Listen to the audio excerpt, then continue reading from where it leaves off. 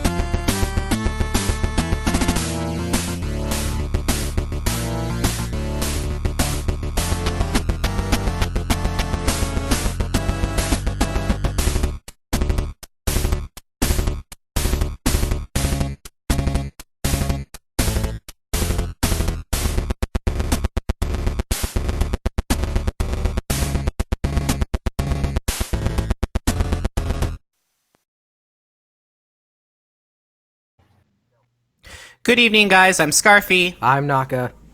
And I'm Krüz. and welcome to Subwoofer Entertainment, a determinedly drunk, geeky, and cheerful podcast where wolves, we house and stream, we entertain, bringing you all latest entertainment news. So that's a lot of community appreciation class to talk about what's going on in certain topics and see how people react to them in certain ways. And that song that you're listening to was... me in my 8-bit liking fashion remix of Shattering the Skies Above by Trivium. Which, check out the actual song. It's still really good. Yeah. It's almost like we're kind of like almost running out of songs to play, if only because, we don't want our video to get claimed in like 256 countries or whatever. I mean, I don't. Neither do I. But, I've got plenty of songs that won't be blocked in all countries around the world. So I got plenty. Oh, well. I'm running out, but we'll see what happens, and I'll, try to think very, very hard to do. Anyway, guys, S.E.T has been brought to you by Streamlabs. We are a non-profit podcast, but we use this as our go-to for making more episodes and help them be bigger and better than ever before by purchasing equipment or other visual means. Please don't feel obligated. We are not asking for money to pay the rent, but if you have the heart to donate, it is greatly appreciated. Obligatory, give us your money joke. Give us your money so we can invest in more ways to ask for your money. You're always throwing that joke around.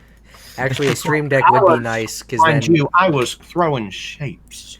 A Stream Deck actually would be kind of nice, though, but we'll talk about that's, we'll figure that out on our own.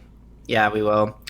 Anyway, guys, we have a lot to talk about, but before we get into our, main agenda, I do want to bring something up. Well, guys, I have some very positive news to talk to you about.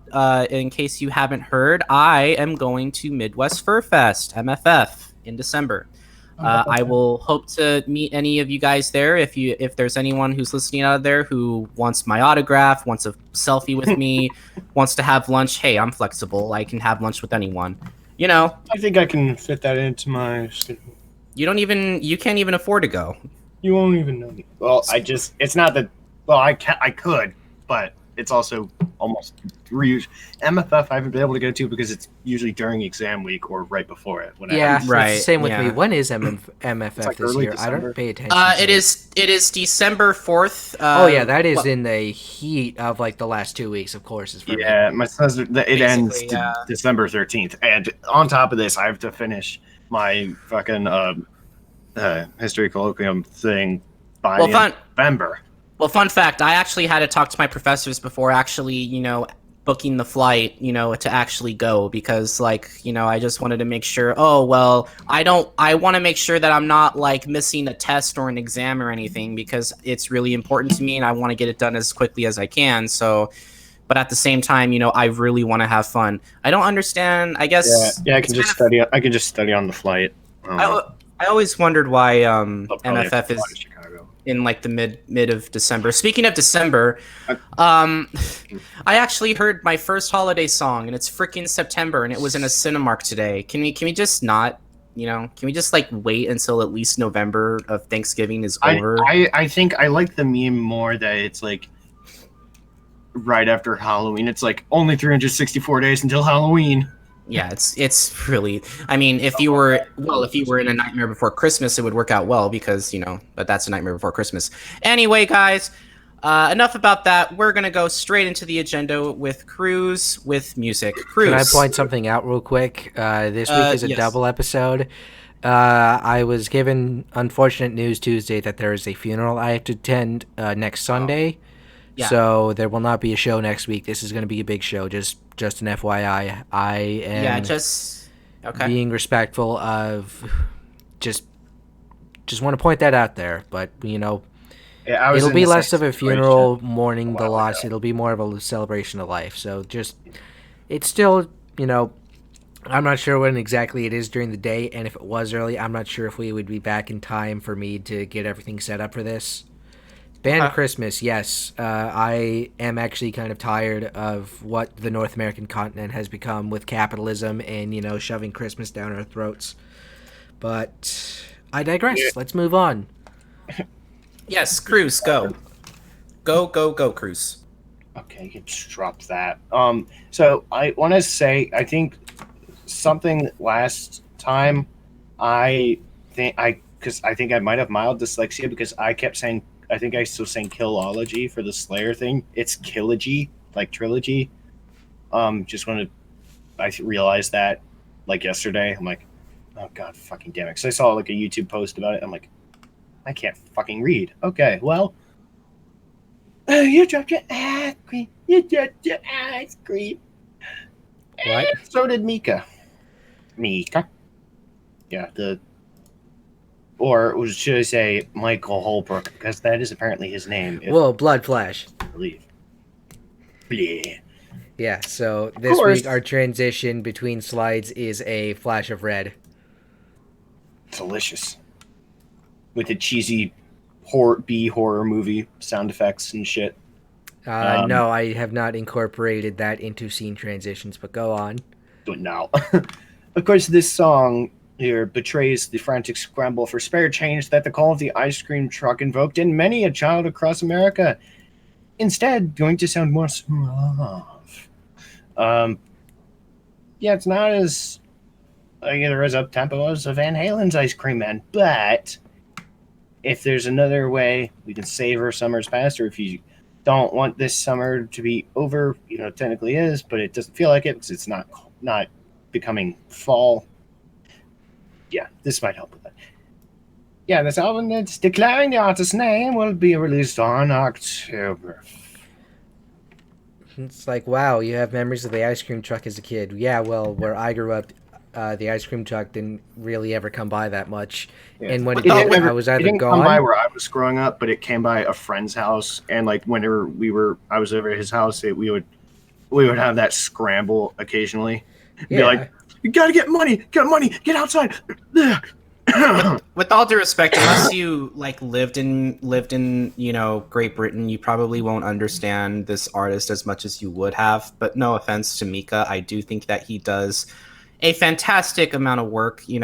He has really good greatest hits. He's a queer figure. He does a lot of different types of things. So yeah, he's there, and yeah, that's all I have to say regarding that. The most confusing thing about this album cover is why the ice cream is like in Norse rune font, of all things. I mean, it's kind of like the Tampa Bay Buccaneers having like the digital numbers on their uniforms. I'm like, cool look, wrong team. I don't know.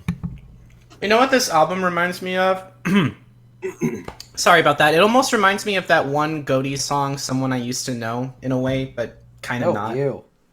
Remember when that was a thing? Yeah, I don't. I don't. You don't like Goaty, do you? Yeah, it's a one-hit wonder band. I don't care. All right. Well, anyway, that's all I have to say regarding Mika. Yeah. So, no, this is not movie news, but it is about The Devil Wears Prada. And it's called The Act. Also, don't be confused, because, yes, not a movie, as I said, even though it's called Act. Yeah, I haven't really listened to them at all, but I had gotten the impression that they were the typical Hot Topic metalcore kind of stuff. If you know anything about anything regarding this, you know what I'm talking about. Like Sleeping with Sirens, Asking Alexandria, all that shit. Pierce the Veil. I wasn't far off with this thing, but that's only going on one song for this artist. I listened to one of the other ones, and then I listened to Please Say No, which I think I liked kind of better. Yeah, the cover doesn't really do music justice. It's more leaning towards, I don't know, pop punk than any kind of like post-hardcore metal, whatever shit. But Chemical is also available. I didn't really have much to say because I was just like listening to this. I'm like, okay, and I mean, I do listen to some metalcore stuff. I mean, I personally would just prefer Beartooth usually over this. Also, In Flames, because that technically still counts, and Trivium too, because they're kind of a hybrid band in that regard between heavy metal and metalcore. But whatever your opinion about this is, you will be able to verify it or have it changed on October 11th when the album is released. But I still have to say that the art is really cool. It's kind of reminiscent of the shirt I'm wearing currently, which is Tears Hell album. It's got the same like depth, like background scale. Like you can see like the I don't know, mountains, whatever spired things in the background, and then there's and on Tears thing there's like a procession of the souls of the dead like coming towards you with Garmer, the wolf, in the background. Who turned on their Nintendo Switch? You ever notice when it lags, it goes. Or it goes. Seriously, who turned on their Nintendo Switch? We have a busy show. We can't be distracted. Who's not talking currently? Anyway, the Devil's Wear Prada. I listened to this You album. mean The Devil Wears Prada? Get the band name right. And yes, it is apparently based off of the movie. What the hell did I say? The Devil's Wear Prada. Close enough. The devil wears Prada. I listened to this album and I thought it was okay, but I don't really know what else to say except like I like the album art and I like the tone of the music, but that's really all I have to say regarding it. So yeah. I mean, there's not much to unpack. If it sounds like I don't have much to say, it's because I honestly don't. I'm like, it's kind of polite and unoffending in terms of what metalcore I think of it is. It's kind of like I guess I don't know, not quite radio friendly, but like just like it's like a Bud Light, giving a Bud Light to a craft brewer. It's kind of like, well, yeah, it's a drink, but it doesn't exactly excite the senses. It's like, man, anyway. You gave me something that tastes like piss. I at least want it to taste like exotic piss.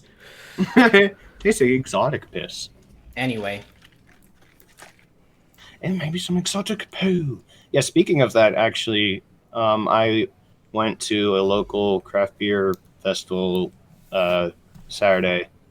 That was pretty fun. We'll talk about that later. Yeah, we got to try a bunch of... There wasn't much stuff. Like, you got to try a bunch of beers, go around, get sunburned, because I'm an idiot. Yeah, and that was... All right. That was fun. Okay, go ahead. Lacuna Coil. The Black Anima. Now, in passing, I've listened to this band, which is... Oh, yeah, Bud Light Lime is awful. You know what I really don't think was a good idea? Bud Light lemon tea. I'm like, what? Who in the higher ups thought this was a good idea? Beer and lemon tea at the same time? That's disgusting. It doesn't really sound good. It's like, it's just going to be hard lemon tea, I would hope, because you can't X that with Bud Light. That just adds volume. It doesn't add anything. Yeah, I've listened to Lacuna Coil here and there. Sorry, somebody's opening the garage door downstairs. They're coming home. It's Pandora. fine. Yeah, no matter where I am in my house, too, I can always hear the garage door and the door from the garage to the thing. I can always hear that. Yeah. So about this album. Yeah. So I came up listening to this band. I think they come up related on an artist like related to Nightwish and Cradle of Filth, which the band basically sounds like a combination of those two. Yeah, if you want haunting epic shit in your playlist, you get you some on October 11th with Black Anima. And I didn't name the song link, but I think it's called Layers of something. Not Layers of Fear, because that's a game. Oh, fuck off. Anyway. Layers of Time. That's what right. I always kind of like the doom metal / Halloween themed metal. It's always fun. So what do you have? Yeah, and with Lacuna Coil, I think like she at least I don't know if it's a band or if it's just her, but I'm pretty sure it's just the band. The lead singer is doing very well in terms of actually making. I don't want to say she sounds like an Amy Hill wannabe from Evanescence, but I don't want to say that because I kind of do appreciate Evanescence in a for what it was. Amy Lee, I think there was a really cool video of her with Korn doing an acoustic version of Amy Lee. Oh shit! I thought it was Amy Hill. I'm so dumb. Anyway, so Lacuna Coil, yeah, great band. I like the way it sounds. I don't really have much to say other than that because I'm more excited about this next album that's coming out. Well, Yeah. Naka, you have anything? You have I already anything said to my say? piece. All right. Let's move on then. Give me chocolate. Yeah, I believe the Bluetooth logo is. I think Wait. because they're Swedish. I think it's Swedish. That's it's based off a rune. The rune is for some character or something. Anyway, I already posted the thing, so go. Yeah. Well, it's here. Babymetal Metal Galaxy. The only thing I think I don't like about Babymetal now is that their album covers are it's just like the same thing but with a different color in the background. But it's fine, honestly. I think that they've done other things with like Distortion. I think was a cool cover. It's like the dark cloaked figures and like this Ring of Fire thing. But yeah, even despite the death of Mikio Fujioka and the departure of Yui-Metal, and I couldn't find the name of the person who is there in her place. I don't think there's anyone in their place, but I'm not too sure. I don't know because I don't know when the video was made, but the video for the Link song, Shanti Shanti Shanti, that has 3 front people. I don't know if that was recorded before Select or after, but we'll see. It premiered on YouTube recently, and Babymetal does Bollywood. Well, why the fuck not? At least it's not T-Series, because fuck that shit. What I'm looking forward to more is Genie, featuring Sabaton vocalist Joachim Broden. And as a recap, I mentioned Distortion, also Starlight, Elevator Girl, and Papaya are available. They were released as singles, and they're also on Metal Galaxy. Hi, Cody. Probably heard at least a decent portion of the album already, which I honestly think doesn't so far sound as good as Metal Resistance, but it's still kind of keeping with their theme of like having songs that sound very different from each other. You also, so regarding Babymetal, you also had the privilege of actually going to a concert. Yeah, and that was before their guitar player unfortunately passed away. It happened. He had a fall in his house and died from injuries, but I think the band is still, honestly, with all this stuff that's having like lineup changes, very, very quick rise to fame, I guess, relatively. They've still managed to maintain the core of what they are. I mean, it's kind of like, it was kind of like they weren't, when I say this, it's not to mean like they're kind of artificial band because they were made by someone who's not, they were grouped together by someone who isn't a part of the band. Like they were someone who was masterminded by, I forget his name, but it was basically their producer or whatever. But to keep this thing going for as long as it has, I think it's honestly just a fun thing for, I don't know. Going to a concert was almost like going to an anime convention or something. Yes, and you really enjoyed yourself, didn't you? Yeah, there was a lot of fun. It was one of the most fun concerts I've been to. Would you go again? I wanted to because they came through DC recently, but I wasn't able to make it. But if they come by there next time, hopefully I'll be able to go and see them because originally I went. I was living in Massachusetts, so I went to see them in Boston at the time. So Naka, I got a question. October 11th. That's the date. Right. So Naka, I have a question. How did you know that one of their songs was called "Gimme Chocolate"? Well, I do have a streamer friend, twitch.tv/RonoGT4, who does listen to Babymetal whenever he's listening to his iTunes music. It's on shuffle. Babymetal does come up, and he's like, yeah, I'll leave it on. Oh, and do you like Babymetal, or? Yeah. Okay. Yeah, there's my default. Well, I think my favorite songs from Babymetal have to be Megitsune or Gimme Chocolate or, I actually think, was it Sis Anger? I like because that sounds like it's like they're able to channel different bands. Like Sis Anger is like straight Slipknot. Yeah. Based on like the song structure, how it sounds. I like Dylan. I think I like the one I think I find that I like listening to the most is probably Yata or Yappa? Something, I don't know. I like listening to that one the most. But Metal Resistance is also very good. And yes, at the concert, people are chanting Dragon Force. Because, as we know, Dragon Force recent album. So if you forget what they sound like, there's a reminder that is recent. And on review, yes, where the song we all wanted to hear, or at least I did, and Scrappy did, My Heart Will Go On. Excellent cover. But I think some of the others are my favorite, like Cosmic, the Infinite Power of the Cosmic Shredder or something like that. Like, that's such, like, the name is so fitting for the album.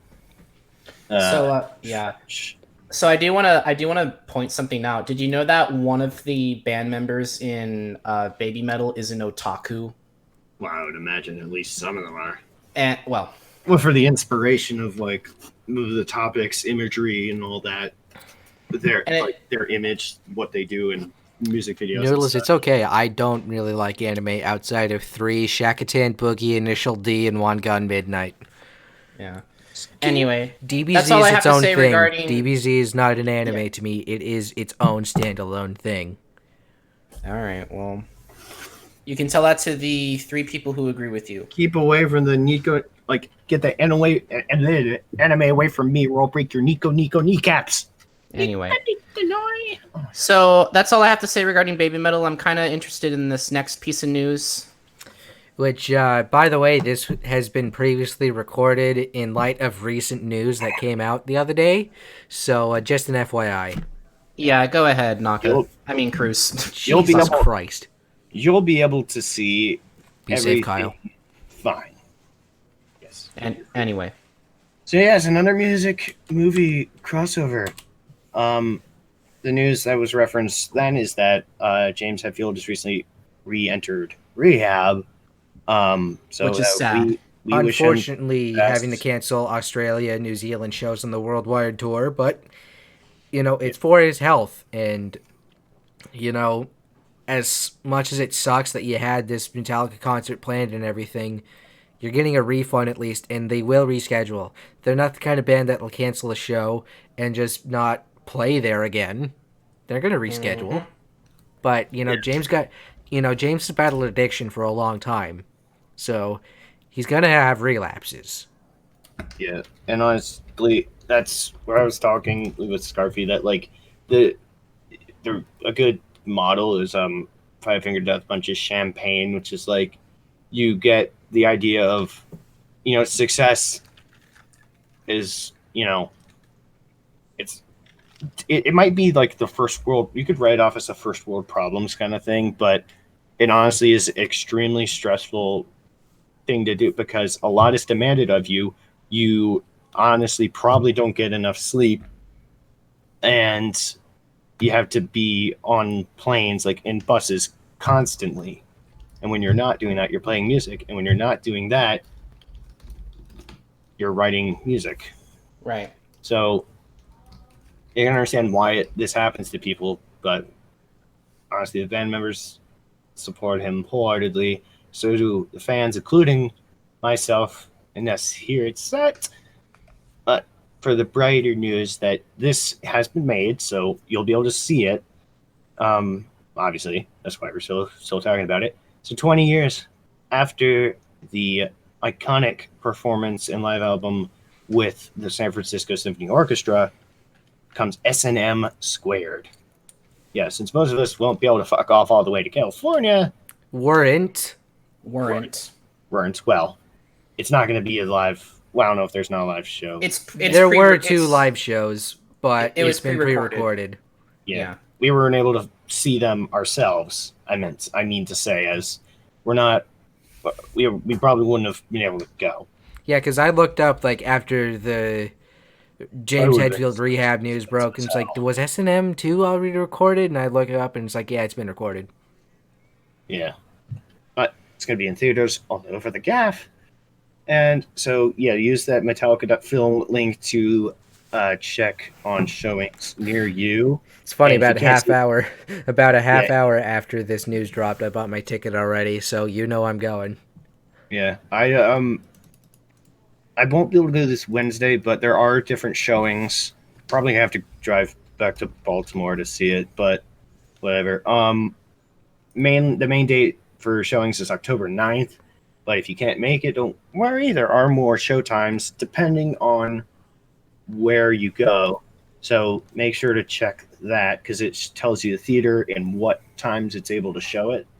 So if you can't see it this Wednesday, just keep looking or look up another place nearby. And you may need to use a big city as a reference point if you're in the middle of bumfuck nowhere like I am. We're in Westminster is kind of the no man's land between Maryland and Pennsylvania, so I'm just going to say this right now. For S&M Squared, you're going to see a Metallica concert pre-recorded for the price of a movie ticket. I would highly recommend you take this opportunity. And then the album's going to come out in a few months, probably on CD, which is what I have for S&M 1, or just S&M. Would you go see it even still, just at least to experience what it's like live? I already told you I bought my goddamn ticket. Well, live. To this live stream. Wow, that's really awesome. Live stream, quote unquote. I meant theater stream, whatever you want to call it. The pre-recorded post-commentary video. Post-commentary? There's no post-commentary. You know what I mean. Anyway, I don't. I may in fact buy a ticket for this just to see what it's going to be like because hey, I want to go see it. I really do. I just want to make sure that I have time to go see it and I don't, that I will be able to see it sometime. So that's really all I have to say regarding that. But yeah, Metallica S&M 2, you can't go wrong with that. So yeah.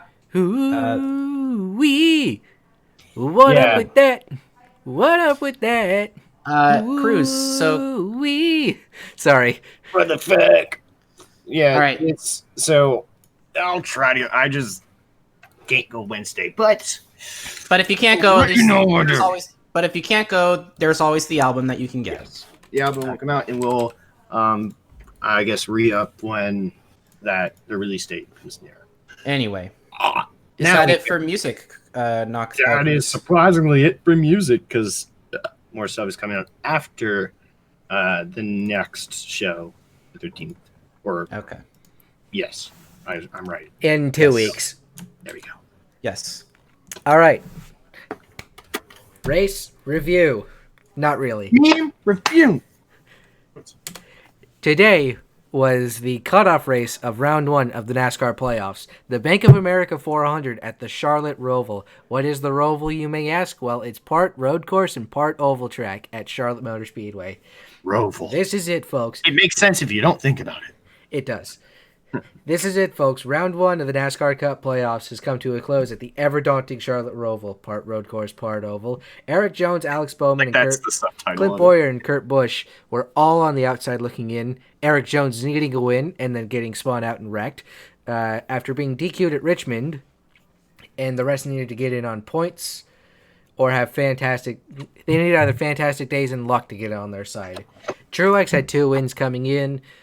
Kyle Busch and Kevin Harvick were clinched into round 2 prior to the race. I believe 3 other drivers, I think it was 3 or 4 other drivers were clinched just in the middle of the race. Brad Keselowski, Chase Elliott, Denny Hamlin, and Joey Logano were clinched. So it was a fight for the final 4 spots. And, Chase Elliott did win the race. It was Eric Jones, when he got wrecked out, he was done. Kurt Busch, he really needed some luck, and when he got wrecked out, he was done. Eric Almirola was trying to get 5-6 positions on the final restart, but didn't work out. And Ryan Newman did not. What happened to Newman was shocking because he missed the chicane with a couple laps to go on the backstretch, and then he ignored the penalty for, because he had to stop in the restart zone, quote unquote. You had to come to a full stop and get back underway. He ignored that, and eventually he got a 30-second time penalty, so he finished back in 34th. But had he not blown the chicane, and he would have moved on, Alex Bowman might not have gotten in that final spot. So it was a bit of a nail-biter. And the other 4 drivers locked in, 4 or 5, Kevin Harvick, obviously. I forgot if I mentioned him. Ryan Blaney, William Byron, I forget who else, but basically, to make a long fucking story short, Eric Jones, Kurt Busch, Eric Almirola, and Ryan Newman will not be racing for a championship. They will be racing for a point. I guess, as you would say, it was a butthole clencher. It was a bit of a butthole clencher. But now we must move on to my main part. When I was given a list of games this week, there was one that was, it was its first official English release. I will give you the title of the game, and you can do your research on your own. But if you understand the research of why we decided not, in your research you understand why we didn't choose to include it, you'll understand. I am going to give the title of this game, but we are not going to be talking about it. Okay. Scarfy, I think you know which one this is. We will not be talking about this game because of the contents inside the game. Even though it might be its first English release, no. Okay. So yeah, there's speculation that it was a tad smut. So let's just say there was a video game called which it's like YU-NO, what is no, not like that. With the what do you call those? The little 2 dots at the thing. What are they? Out over something. The 2 little dots like on that comes before the colon. Thank you. Like the one in your butt. No, a girl who chants love at the bound of this world. I barely wait. It literally was a game that I looked up, and you can go look it up yourself because, we're not gonna talk about this game on our show, but let's talk about it. It's. I just wanted to bring it's hentai. It's hentai. Hey, that's all it is. Hey, no, you said we weren't going to talk about that aspect. Is it a la Hunipop? We this don't have is well to before. That doesn't mean I can't. This game came out on the Sega Saturn. Yes, but it is hentai, and that's all we're going to talk about it. That's all we're going to say about it. So let's move on to the big stuff. Not gonna go to John Bernthal. Hugo, a car that chants love at the bound of Yugoslavia. Anyway, for real this time, let's talk about the games of the week. Tom Clancy's Ghost Recon Breakpoint. The sequel to Wildlands is here, and technically this is the first game ever on the show that will release for the Google Stadia when that launches. Though there is another title releasing for the Stadia when it launches, but we'll get to that later.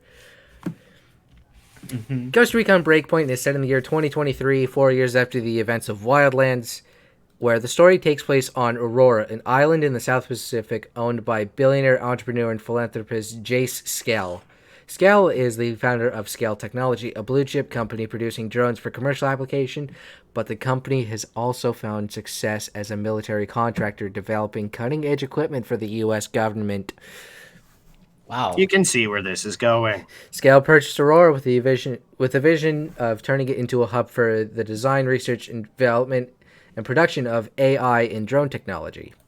The island is made up of a series of individual biomes, including marine, estuaries, and wetlands, arboreal forests, snow-capped mountains, and active volcanoes. So, Hawaii.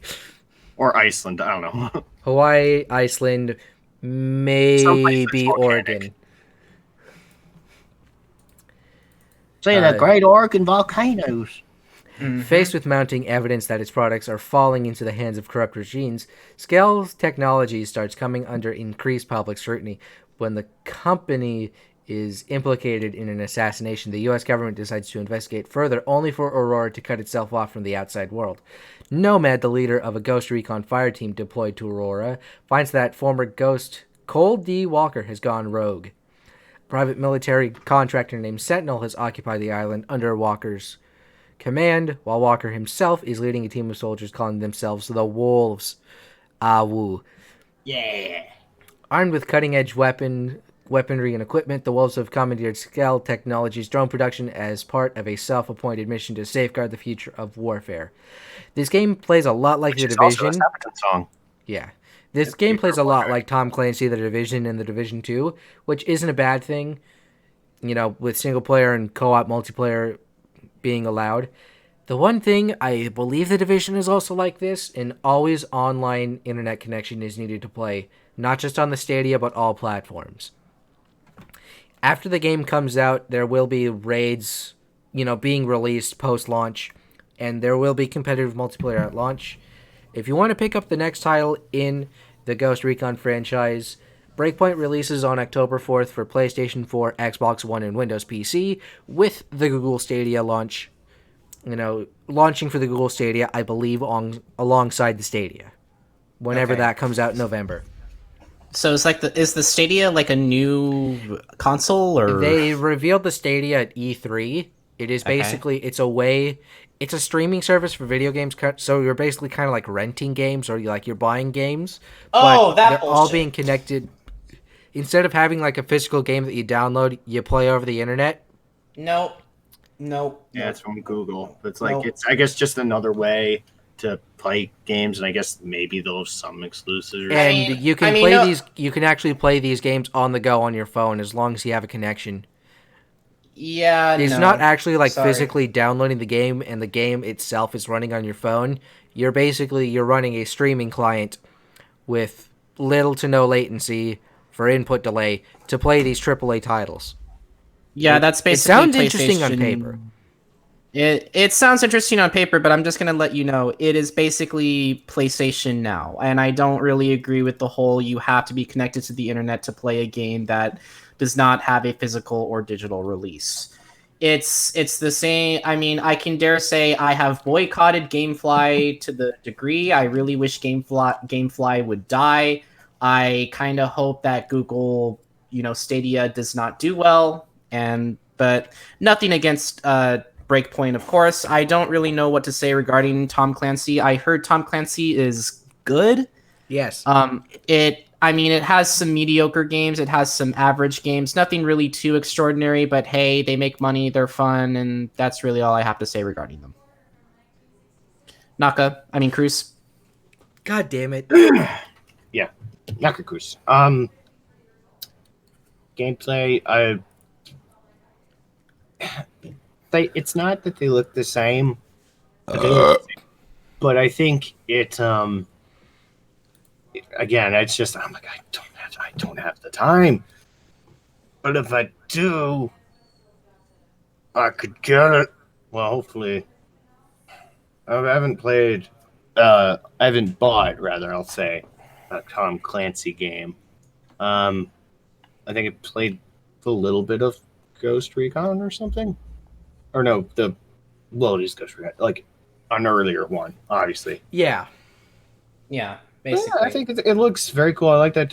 Was it John Bernthal is in it? I still haven't finished the second season of The Punisher, but I think he's incredible in that. So yeah, I might. That is a good thing to me about the game because I like that actor. Mm-hmm. Yeah, that's really all I have to say regarding Tom Clancy. Naka. You think the Nats can eliminate the Brewers, Krüz? Honestly, DC and playoffs traditionally don't go well together, although that streak was broken last year by the Caps winning the Stanley Cup, but we'll see. I mean, I haven't kept up with the tour as much. I'll be waiting for a congrats Nats video from Urinating Tree, aka no Cubs, no for the Cubs. No Cubs, no. Yeah, he hates the Cubs so much. But he already did like a roast video on the Nats / Montreal Expos. Yeah. Anyway, moving on to Killer Queen Black, which interesting enough, this is an arcade port. Oh. This is interesting. Killer Queen is a team-based competitive game for up to 8 players in Black. I don't know why it's called Black at the end, but this is an arcade port where the max players was 10. Instead of red versus blue, it's blue versus gold, where one player plays as the queen and the others are drones. Drones find berries and take them to the transformation gates, which can be turned into their color by their team's queen. Depending on the gate, your drones can turn into speed drones or warrior drones, but you'll lose the ability to pick up or / carry berries and ride snails. Except if you are a speed drone, you can actually speed up the speed of a snail. But I'll Did you hear that? You can ride snails. Drones have infinite lives, whereas queens only have 3. Speaking of 3, there are 3 victory conditions: military, economic, and snail. Military, kill the queen 3 times. Economic, fill all the holes in your hive with berries. Snail, ride a snail at the bottom of the arena towards your team's goal. Since this is a home console port, hello Chadu, there are unfortunate setbacks where only 8 players can play at once, but fear not, as online multiplayer, additional weapons and movesets in a different art style are included with the console release. This game looks pretty fun and is set to release on various PC stores and the Switch on October 11th. It'll be coming to Xbox One, where in turn it'll be added to Xbox Game Pass later in 2019. And Game Pass is now both on the Xbox One and PC, and if you do pay $15 a month like I do, I get Game Pass and Xbox Live Gold in one bundle. That's really astounding, and I'm happy about that. Oh, it's not. Hey, not. Jadu. But anyway, I don't really have much to say about Killer Queen Black other than that it's really cool that, an arcade game out of all places is actually going to be coming to the consoles. So if there's anything that I really do appreciate, it's the fact that you can bring arcade games to consoles, because some arcade games have never been to consoles. So some games it's like about time, and some others it's like, that's cool. This I like the look of this. I mean, just for the visuals, and also that it looks like it's a frantic multiplayer game, like and it's great when Achievement Hunter plays this Towerfall. That's the one game Gavin is good at, and he rinses everyone else. But it's so frantic. It's like it's like a tower. Well, you go down levels, and you have to kill each other, and survive, and shit. It just looks like frantic fun. So, I mean, I might be able to pick this up at the Switch. At least we'll have to see. But I do like the look of this. Anyway, can I move on to the next game? Go ahead, because you're really excited about this one. Yes, I still need to pick it up. A little bit of a hiccup with the visuals, but I completely understand why, because this game has the same title as the original game from 2008, where you have the legend himself of Spanky Baba Ganoush becoming world champion. But I digress. We are talking about Grid 2019. Sold. This game's already gotten me hooked. Not only have the developer team Codemasters, or the publisher Codemasters, and the Grid development team been fantastic on social media, they invited YouTubers like Jimmy Broadbent, Super GT, and Failrace out to a special event in London where they could record footage for hype. And Jimmy Broadbent, again, as well as Shiny Odd, who is a furry, mind you, have gotten early access keys to generate hype for the game, and I believe Super GT and Failrace as well got early access keys. And a fellow friend of Chadu and I, Mr. Arrow HD, subscribe to twitch.tv/Mr. Arrow HD, by the way. He was invited to the London event, but, because he was a Canadian lad and couldn't afford the flight, because he went to TwitchCon instead, where Codemasters and the Grid team invited him out to record footage for the game. Which that's really nice awesome. of them. Yeah. It was originally supposed to come out earlier this month, but I understand why they delayed it. It's to generate a lot of very good positive hype and feedback. And they're doing things right as well. There's no paid DLC for the future, which means free cars and free tracks. And honestly, I believe this is the best that the car list has been in the entire franchise. This is technically a soft reboot, but it also technically isn't, which is interesting, but whatever. The track list is a combination of street circuits and racetracks where there are several routes and variations of each location. Yeah, people, there is a nitpick that the track list is lacking right now at launch, but, when you have free tracks coming in the future and free cars and the ability to race any car on any track natively without needing mods like Dirt 3, that's already great. Yeah. I can take a NASCAR-style car and run it through the rough street circuit of San Francisco, over the jumps, and shatter the suspension, like my friend Thunder did in an Indy car in Grid Autosport. But I digress. Before I forget, Codemaster's got I believe he's a multi-time F1 champion, but at the bare minimum, F1 champion and multi-time winner of the 24 Hours of Le Mans, Fernando Alonso, as the racing consultant in career mode. And you do face him in the final event, so he is the final boss, quote-unquote.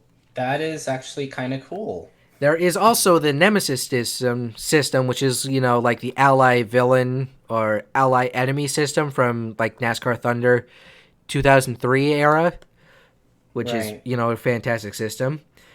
Where if you race a driver too hard and hit them a lot, they'll remember that. Like Telltale games, it's like, they'll remember that and race you the same way, and they will try to take you out. So just like when you steal from the store in Link's Awakening. Yes, they'll remember that. Yeah. Also, there are 400 unique AI drivers in the game with their own racing styles, so each race will be different. This game is going to be fantastic. If you want the standard edition, which does not include early access and some, pre-order bonus cars, that comes out on October 11th for PC, PS4, and Xbox One for the standard release, whereas the Ultimate Edition, which is only $20 more expensive, comes with the pre-order cars, I believe some online multiplayer boosts, and 3-day early access, is releasing on the 8th of October. And the Stadia version, I believe, will be released alongside the release of the Stadia. Well, I am happy to hear that. Yeah, we got 2 games for the Stadia so far. I don't like the Stadia. I'm just gonna say that right now. Anyway, what? Like you sigh? Oh, I was just exhaling. That was the. So I kind of knew Naka would be a sucker for this game because racing. I'm pretty sure he would have been, but not to stereotype because he likes other games too. It's just racing is his quota. Unless it's Mario Kart, which I own, I am not a huge fan. What? Sorry, I was loading up a channel in order to play the video because I am going to link Shiny Odd's video because this just released yesterday. Okay, and I will link one more. Really... I'll link 2 more actually because I want to help out fellow content creators. Okay, but go on, keep talking. But regarding Grid, I don't really have much to say about it other than that it's just it's a video game. It's cool. I don't know if I'll buy it. But yeah, if you're into racing, it's for you. Above all, it is definitely a thing. Krüz, anything to say regarding this one? Honestly, I haven't bought or played racing games in a long time, but even if the visual on the video is only like a cinematic promotion, that's still like everything looks. It's like Forza level, like everything looks crisp and delectable. This is probably one of the best looking games of 2019, I'll be honest. Did it say it was in 4K? Yeah, 4K. Yeah, it's like it looks crisp, clean. The mechanics I vaguely remember / understand that. Honestly, just probably not because I just don't do racing games that much anymore. But I have to say this one does look uniquely good. I mean, honestly, it's not quite Madden. It's not like the games aren't the same because obviously there are different cars, different settings, different game modes and stuff. But sometimes it's hard for me to like pay attention to what's different because I'm like, oh, it's a racing game. Okay, I like the core idea of it, but there's not much in my mind that like separates me from getting one over another because you're getting a similar experience. But to the uninitiated, you're not realizing what the difference of the experience is. I smell food in the house, but I'm having it delivered. I'm having it brought up to me, so I don't need to go worry about wanting to go eat. Just an FYI, I'm just like, I smell food, and I'm just like, before you ask, Scarf, you know I'm not going to be like, I want to go eat. There is spaghetti in the house, because it's not spaghetti, I can tell you that much. All right. Spaghetti. Are we just going to call the food spaghetti from now on? No. All right, well, go ahead. Go to the next video game then. All right, we're going to be talking about the Doraemon farming sim. Doraemon Story of Seasons. And no, that name is not a Digimon. So no, Doraemon is a completely different franchise. Yes. Doraemon Story of Seasons is a farming sim style RPG, which is a crossover between the Doraemon and Story of Seasons franchises. This is technically, I believe this is actually the first Doraemon title released in the West. Really? Yes, that's what it said. Wow. After planting a mysterious seed found by Nobita, Doraemon and his friends are transported to another world, to a place called Shizen Town. Doraemon lost most of his gadgets that will help him to return in the process, but they decided to stay in Shizen Town while trying to find a way back home. Lunch, a local resident, lends Nobita a farm in town for him to stay. It's farming from Story of Seasons and the characters and gadgets from Doraemon. You play as Nobita and you take care of a farm. Big fucking surprise. Go fishing, bug catch. There's bug catching, holidays and festivals similar to the Stories of the Seasons, and home decorating. It's like a dumbed down version of Animal Crossing, in a sense. But it's a relaxed, fun title for those interested, where it is set to release on the Switch and PC in the West on October 11th. There's not too much to say about this game other than, it's a cross between... Animal Crossing and farming sim, really. So I researched the game, and there actually was, well, I don't really know if I could call it that, but there was a game called Crater Maze, which was based off the Doraemon, based off Doraemon, and it was for the TurboGrafx 16, but that's not really a good system, and yeah. What's wrong with the TurboGrafx 16? There's nothing wrong with that system. Well, there's nothing wrong with it. It's just not a lot of people talk about it, So it's like, I don't know. Just some of those things, but that's really all I have to say regarding, Doraemon. I'm pretty sure people are some fans of it if they are able to translate Japanese into English, but just one of those things. But that's all I have to say regarding that. Krüz? Yeah, I like the kind of the art in the front. I like, well, just some things to say, but honestly, the kid kind of nightmare fuel-y. I don't like the shape of his head, but the cat character, I think it's a cat. Yeah, Doraemon's a cat. Good stuff, relaxing game. You know what you're getting into with stuff like this.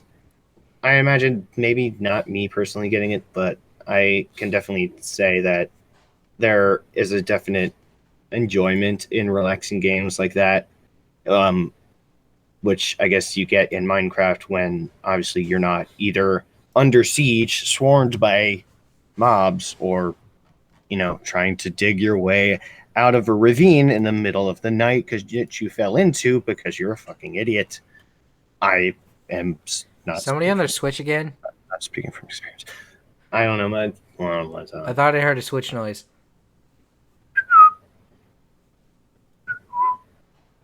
No, there's no Switch going on. There's no Switch.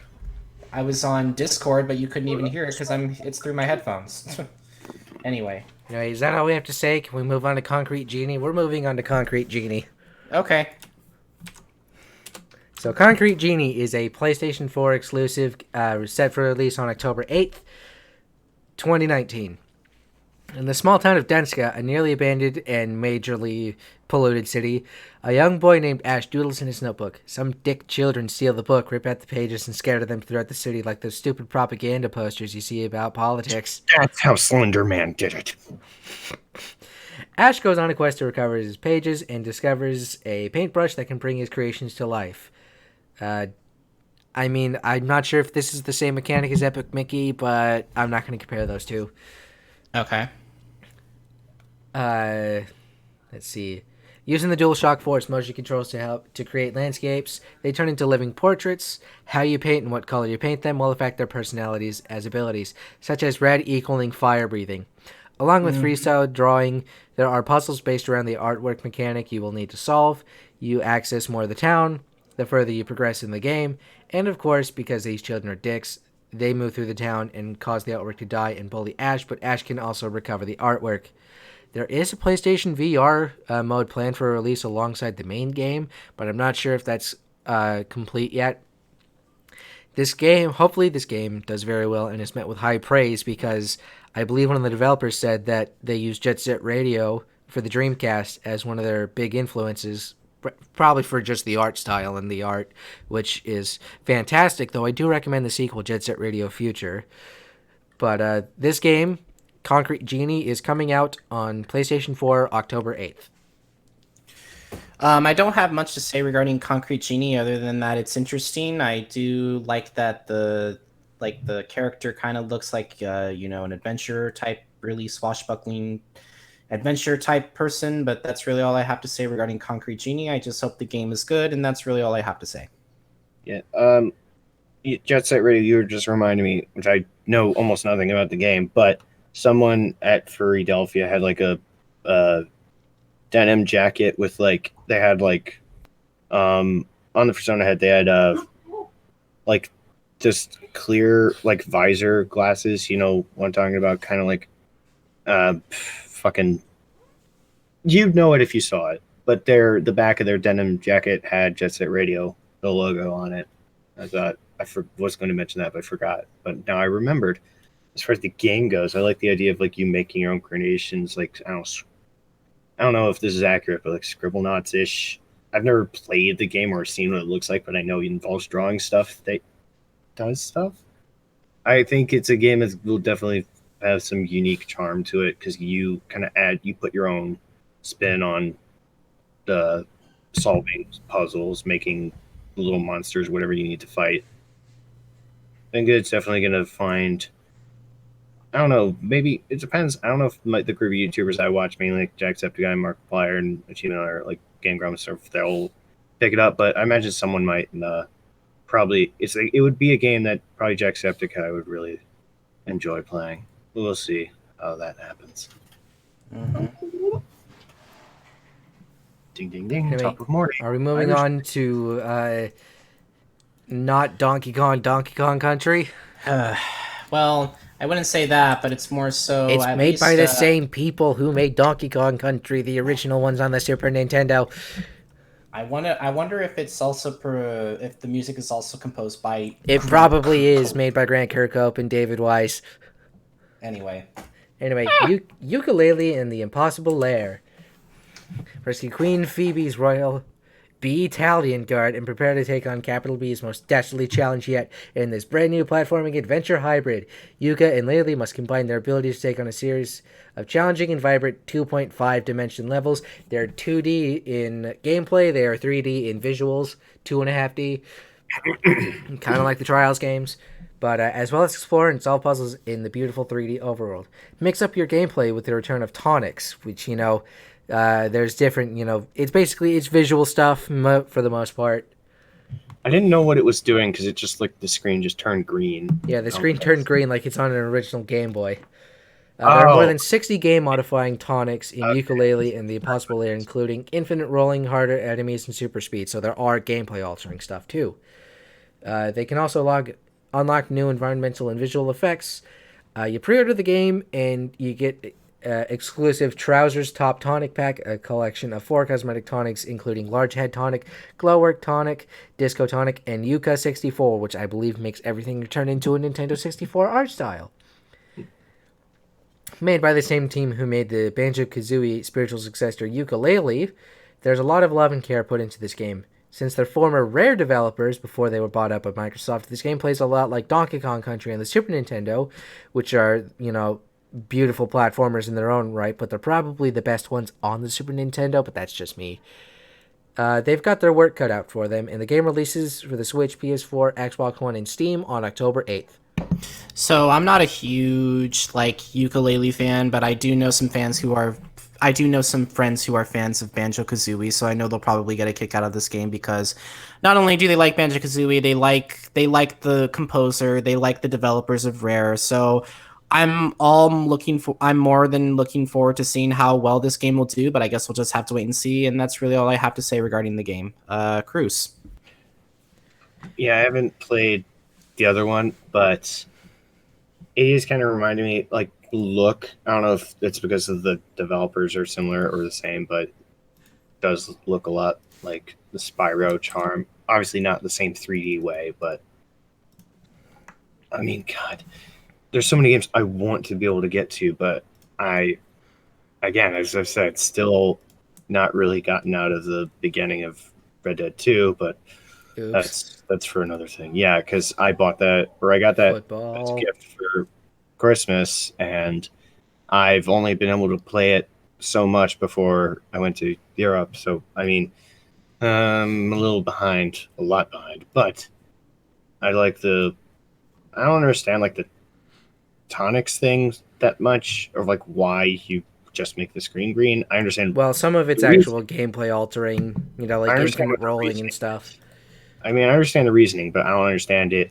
Think of it like the gobblegums from Black Ops 3 Zombies, because there are some that are only visual and some that are actually gameplay altering. What the appeal is, I guess, to most people. I don't really see a problem with it, but it's like, I don't understand, like, you just want to look at the screen that's green. I don't know. Because you want to try to make the nostalgia work for you. Sure, more power to you. But that's like fun and charming. All right. Is it time to move on? Yes, but keep it brief. And don't cross the beams or streams, whatever it is. All right. It's time for Ghostbusters. I have a backing track specifically for this. What the fuck? Right. It's not too loud, is it? No, it's not. I turned it down. I have the backing track down there, so don't worry. I have it quiet for a reason. What do you get when you get the two head writers of the original movie to write the game, as well as the original four to play their respective characters, paired with some great gameplay? Why, you get the Ghostbusters video game. This is set 2 years after Ghostbusters 2, around Thanksgiving 1991, where you are the new ghost hoster in training while some Ghost Batista needed activities going down in New York. It's a third-person shooter without typical guns, but army proton packs and ghost traps to get milk for your cereal. I don't know. I'm just trying to cram as many references to the Super Ghostbusters album that Vinesauce Joel / Varg Skeletor made, which is what you're hearing in the background. So it's a bit tough to make jokes and make references. I don't want to talk about the plot because this really is a giant Ghostbusters 3, but in video game form, because it's that good. This isn't the really shitty NES games where you needed a turbo controller to even play certain stages. This is a proper title. You may have played it before when it was released back in 2009, when it came out on PS3, Windows, Xbox 360, PlayStation 2, PlayStation Portable, the Wii, and Nintendo DS. But why are you talking about it? It's a 10-year-old game, you ask? Well, it's because this game is being remastered, both with the music, they're touching up the audio files, and the graphics. Oh, the graphics are fantastic. This is a remaster based off of the Xbox 360, PS3, and Windows version, as the other versions were made by different studios. But this is the definitive edition again of the game. Wow. Updated visuals and remastered audio. No redubbing lines since Harold Ramis is sadly not with us. And I think Ernie Hudson still hasn't forgiven me for farting in the pudding at its bar mitzvah. So he's not going to be... They're not going to be revoicing their roles for obvious reasons. All set for release on PC, PS4, Xbox One, and the Nintendo Switch on October 4th.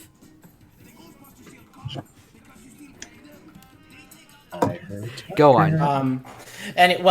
Okay. So I've never played the original Ghostbusters game, and that's really all I have to say regarding it. I heard it's really good. It's more, I would say it's kind of on the same level as the Back to the Future video game, which I also haven't played, but I heard is also really good, but I wouldn't know because I never played it. The one that came out in like 2010, 2011. I think, yeah. I want to say yes. I heard it's really... Can you cut the music? We're done now. Let's cut the music. No, we're still talking about Ghostbusters. Well, I don't really have much to say regarding this game. I heard it's really good. I heard some friends are probably going to get it. If I had the time and if I was really bored, I would get it. But that's really all I have to say regarding the game. So yeah, it's Ghostbusters 3 in video game form. But if you guys are interested, it's there. So that's all I have to say regarding it. Krüz? Not a lot going for me to like go out and get this. I did enjoy. I think I've only seen the first Ghostbusters, so but I mean, still, it does look quite good. I understand. I didn't see the original version, but assuming the remastered, I'm not gonna say that about it. So it seems like it's a great improvement on the original. And Dickless over here. So I don't think I'll be getting this, but it does look like fans should receive this one pretty well. Because it looks delectable. No. All right, we're done with the Ghostbusters. Done with the Ghostbusters. I called the pizza place and I tell them, you have a pizza face. Pizza time. And with that, we're moving on to movies. And speaking of pizza time, there's some good news for those who are a fan of a certain Marvel/Sony/Marvel-Sony character. Absolutely, there is. All right, so guys, we have some really good news. Oh my God, there is no visual for this, by the way. My God, I thought there was. No, there isn't. Yep. No, there isn't. There we go. Oh my God, there has never been an M. Night Shyamalan twist as good as this one. Looks like Sony and Disney have finally reached a deal for Spider-Man to stay in the MCU, and all I have to say is, thank Christ. Stall for a little bit of time. I need to use the restroom real quick. All right. Please don't sue me, Ray Parker Jr. In case you didn't know, Spider-Man had a lot of issues being its own thing for a while when the Andrew Garfield films were being produced and weren't exactly the best films ever made. But the Tom Holland Spider-Man films seem to be keeping on its own with Marvel for a good cause. But sadly, Sony and Marvel film producer Kevin Feige were fighting over the rights as to how much money is going to everyone. And because they failed to reach an agreement, Sony and Disney seemingly were at an impasse. However, looks like they were finally able to come to an agreement now that Spidey will be in the MCU for at least 2 films. Reports came later that the web singer will stay on board at Disney for 2 more Spidey films, while Sony will continue to make their own Spider-Verse, which I'm not going to get into, but let's just say unless you're into the Spider-Verse, I don't really have hopes for at all. But that's another rant for another day. I'm just glad we can all agree that the production of the films continue to be in good hands, at least for now. Now, for Spider-Verse, Sony is basically having their own Spider-Man universe that is separate from the MCU, and Into the Spider-Verse so far has been the only good thing about it. However, that's really all I can say about it. So, Krüz, what do you have to say regarding this news? Because this news is great. It is definitely a good relief for a lot of Marvel fans, including myself. I really enjoyed the Tom Holland movies. But yeah, you thought, I don't know if you were saying this intentionally, but the Sony's own Spider-Verse, would their next movie be like a sequel, or would it be something like a sequel to Into the Spider-Verse or something? Is it going to be that kind of thing, or are they doing a live action thing? Or it's going to be a live action it's probably going to be a live action Spider-Man film. Is that what you're asking? I'm a little confused by your. I didn't know if it was going to, if they, by their own Spider-Verse, if you mean that they're going. No, by Spider Universe, I'm talking about all the characters from Spider-Man that are owned by Sony. Yeah. Yeah. So that makes sense, but yes, definitely good news. I forgot what the supposed title for the next one was. Something they're sticking with the home theme, and it was also really cool the last one to see all those sites that I myself had visited, especially Charles Bridge. I don't know where in Berlin they didn't actually go to Berlin, I don't think, in that. But have we gotten a lawsuit from Ray Parker Jr. yet? No? Good. No. Doesn't seem to be. So, what do you have to say regarding this piece of news, Naka? We're getting more stuff in the MCU, and it's Spider-Man. Spider-Man good in MCU. Spider-Man outside of Into the Spider-Verse has not been as good since the original trilogy that Sony made. So take with that what you will. Pizza time. Yeah. Anyway, so basically, this is really good news, particularly for you because you don't like Sony unless it's Spider-Verse now. Yeah. All right. Well. That and locking Spec Ops Survival Mode for 1 year on PlayStation 4 because Sony's because Sony.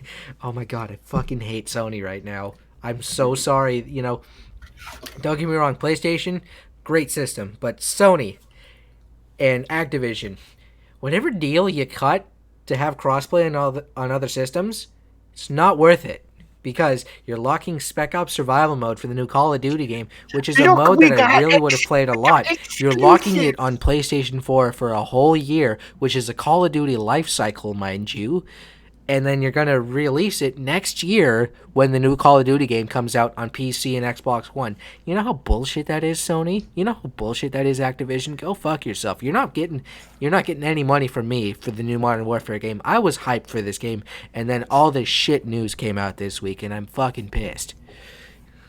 That's all you have to say regarding... Since when did we go from Spider-Man to Call of Duty? I'm sorry. Weird. It's just, we have Sony, and Sony can suck a fat one right now. Mm-hmm. Anyway, and, if this news wasn't here, I'd be a lot angrier with Sony. It's like Sony at this point. It's like thanks, but fuck you. Anyway, do you want me to move on to our the weeks ahead? Yes. All right. Well, let's kick off the start of October with the film that will be releasing soon on Netflix. Yes, you heard right. And no, this isn't a direct-to-DVD film. Guys, we're just going to have to face it. They're making films for streaming services, and they're not direct-to-DVD. I don't count them in that territory. Yeah, I mean, it's going to be a new category, I guess, because it's not, as I mentioned, like previously, the direct-to-video curse. Usually that's because it's like a lot of, I guess, horror movie sequels have done that because it's like it's not in high demand, but they just made it anyway. Or it's not it doesn't have enough following. But yeah, I think it's pretty convenient because like it's my experience with the direct to Netflix ones. I think the only one I really saw was Cloverfield Paradox, which was okay, but I didn't. Anyway, they're making better ones. Anyway, we're gonna talk about The King, which is a 2019 historical drama film based on several plays from William Shakespeare's Henriade. It is written and directed by David Michaud and co-written by Joel Edgerton. The film stars Timothy Chalamet, I don't know how you pronounce it, but whatever. Joel Edgerton, Sean Harris, Lily Rose Depp. I believe that is Johnny Depp's daughter. I might be confused, but Robert Pattinson and Ben Mendelsohn. The story follows Hal, a wayward prince and heir to the English throne, who is crowned. Who is what? Shudder's back. Yay! As I was rudely interrupted, is crowned King Henry V after his tyrannical father dies. Now the young king must navigate palace politics. The war has left behind and the emotional strings of his past life. So yeah, as you can tell, there really isn't much to talk about in this film. I heard it's been getting decent reviews, but other than that, that's all I really know about it. I guess I could be intrigued by the number of producers giving the project money, but that really doesn't mean a whole lot. I find myself not as invested as I should be. It's not that I think this movie will be bad. It's just nothing too special. The film has a limited release on October 11th. However, I would recommend you just wait for the film to appear on Netflix streaming on November 1st. 1, because most people have Netflix already, and 2, you don't have to travel anywhere to go see it. And that's really all I have to say regarding this film. Naka, Krüz, what do you think? Yeah, looks decent enough. Fuck it, I'd see it. And honestly, I've noticed that. Well, seems like a more pretty recent trend because there have been direct to Netflix movies in the past, but it seems that a lot more of them are happening now. I guess it's becoming a thing. I don't know. So I guess if they're good movies, I don't really see a problem with it. So maybe we'll check this out. I haven't seen it, but I do need to see The Irishman. other one I like because, I'm part Irish. I like it. I like the thing. Honestly, we don't with know this what movie... Go ahead. No, Shutter, you didn't really interrupt. That was me. You... Please don't leave because I screwed something up. That was not you. Anyway, go ahead, Naka. This movie was like, yeah, oh, my father's dead. Oh, I have the repercussions for all his actions. And honestly, I'm not interested in it. It doesn't interest me. It's not hooking me on anything. Oh, well, I'm just gonna say this right now, since, the next movie that I have to talk about is probably just as, forgettable, if not at least a little dumb, but let's just talk about it. Not with diamonds, but another space film? Damn. Ad Astra only came out a week ago. Guess we're finally getting some love. Lucy in the Sky is a 2019 American science fiction drama film co-written and directed by Noah Hawley in his feature directorial debut. Good lord, I can't talk. And starring Natalie Portman, John Hamm, Zazie Beetz, Dan Stevens, Coleman Domingo, and Ellen Burstyn. Oh my god. Natalie Portman plays Lucy Cola. Her last name's Cola. Anyway, a strong woman whose determination and drive as an astronaut takes her to space, where she's deeply moved by the transcendent experience of seeing her life from afar. Back home at Lucy's world suddenly feels too small. Her connection with reality slowly unravels as she begins an affair with fellow astronaut Mark Goodwin. Due to her experience far from home, Lucy starts losing connection to her family, and when her lover begins another affair with an astronaut trainee, the bottom drops out. In case you weren't aware, the film is loosely based on real-life astronaut Lisa Nowak and her criminal activities around her romantic involvement with fellow astronaut William Oefelein. Why does this matter? Well, let's just say, aside from celebrity gossip, I don't know. NASA drama just seems more dramatic and has an excuse, in my opinion, to exist, but here it does seem pretty heavy-handed, to say the least. Like, it tries so hard to actually be something else, but it's just overshadowing the other parts of it. I don't hate any of the actors or dislike the director, but at the same time, I just don't see myself seeing this film. The only thing that seems to capture and intrigue me is the title, but even that has to sell something. If you're interested, the film had its world premiere at the Toronto International Film Festival on September 11th and is scheduled to be theatrically released on October 4th. What do you guys think? Honestly, in drama with an organization, that's always a bit weird to say, because sometimes it'll work out, sometimes it doesn't. I'm not sure where this is going in that aspect, but you bring in space and it's like, well, astronauts, having an affair, maybe in space. I could see where this is going.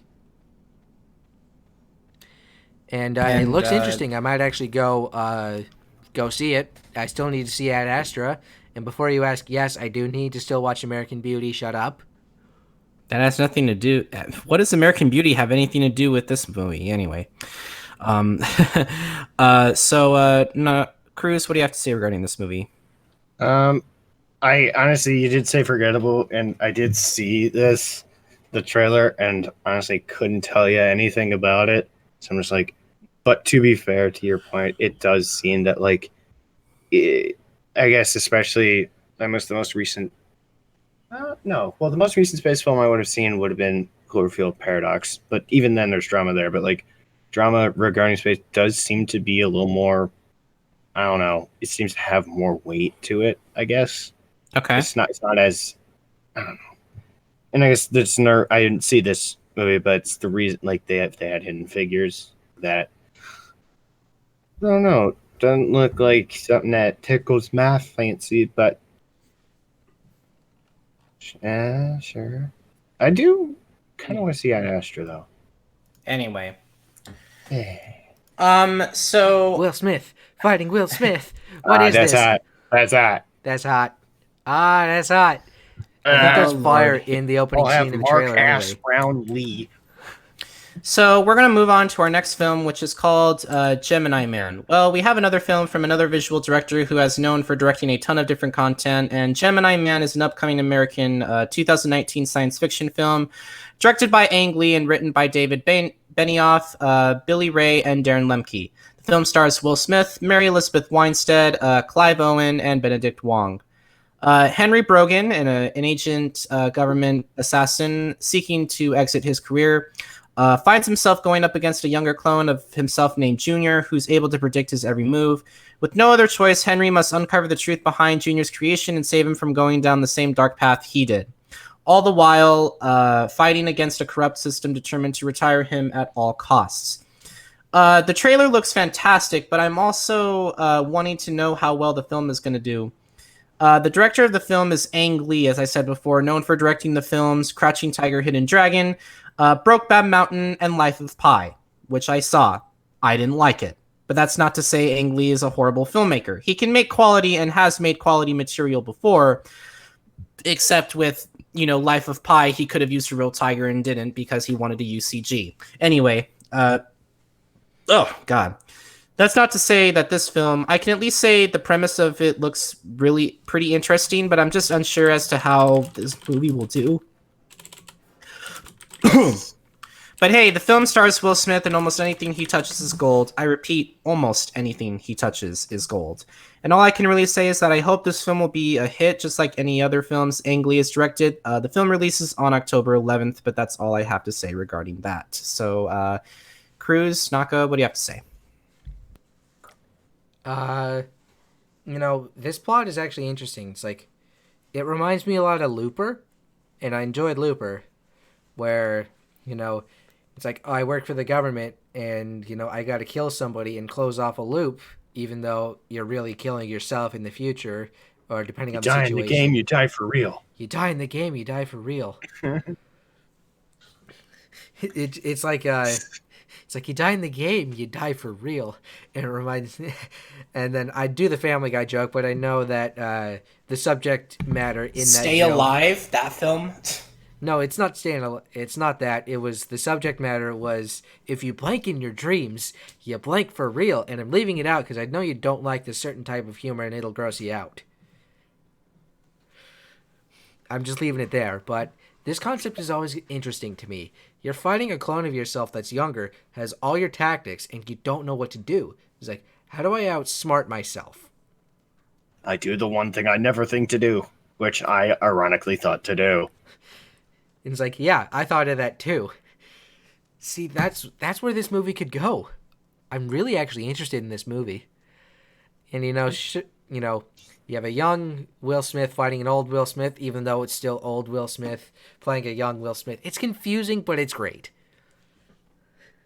I'm really looking forward to this. Mm-hmm.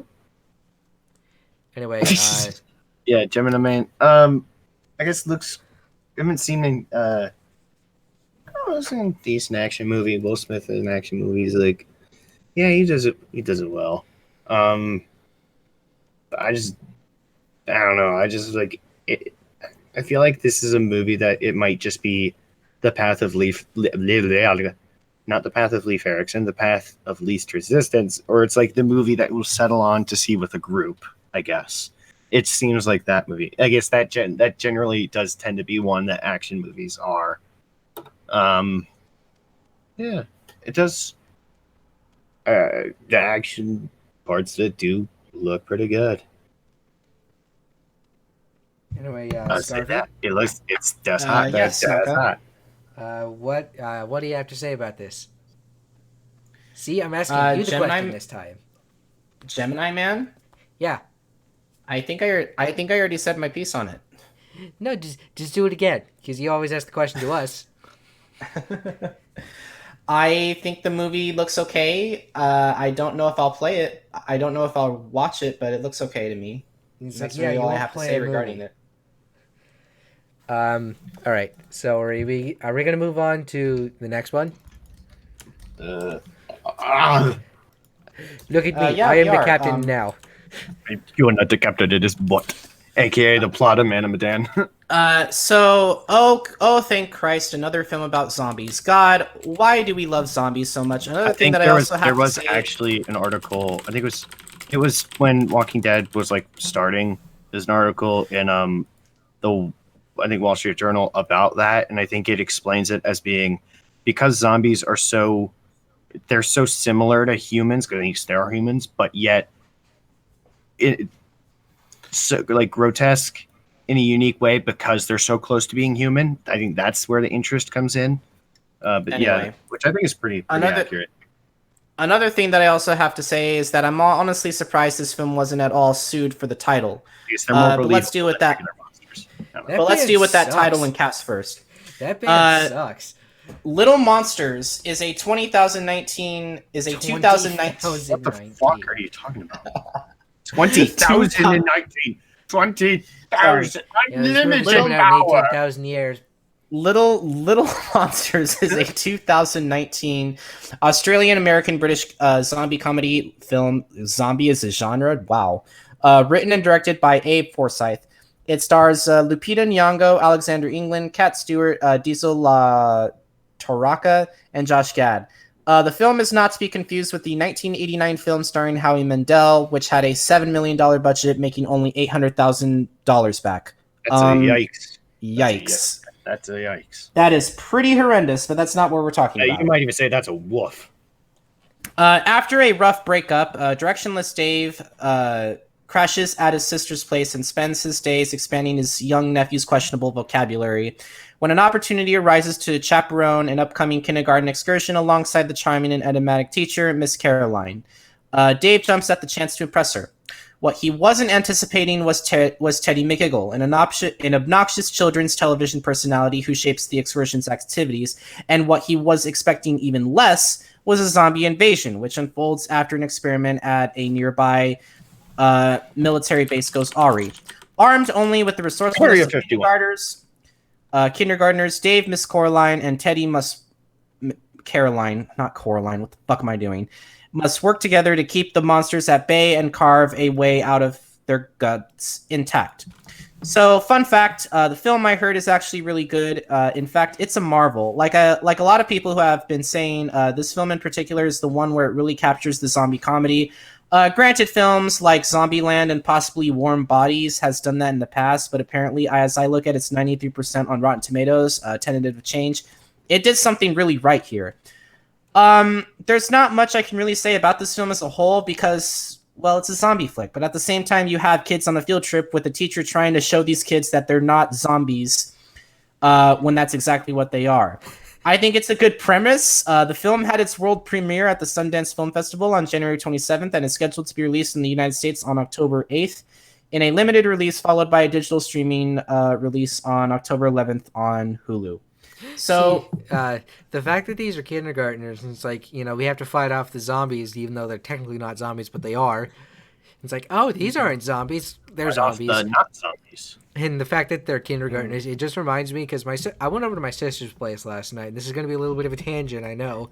And before we played Mario Party last night, Super Mario Party, I should say, she made dinner, we had rice bowls and whatever, and I turned on Spy Kids 2 on Netflix just because I was like, I'm browsing for something that we might like. It's like, hey, do you want to watch Spy Kids 2? I say that as a joke. And there's one scene within the first 20 minutes of the film where there's a fight scene.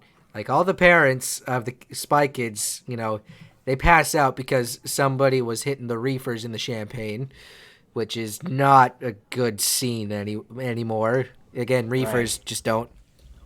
But at one point, they're trying to fight one of the bad guys who's, is this where the giant magnet sucks everything up? It was before this, but it was, there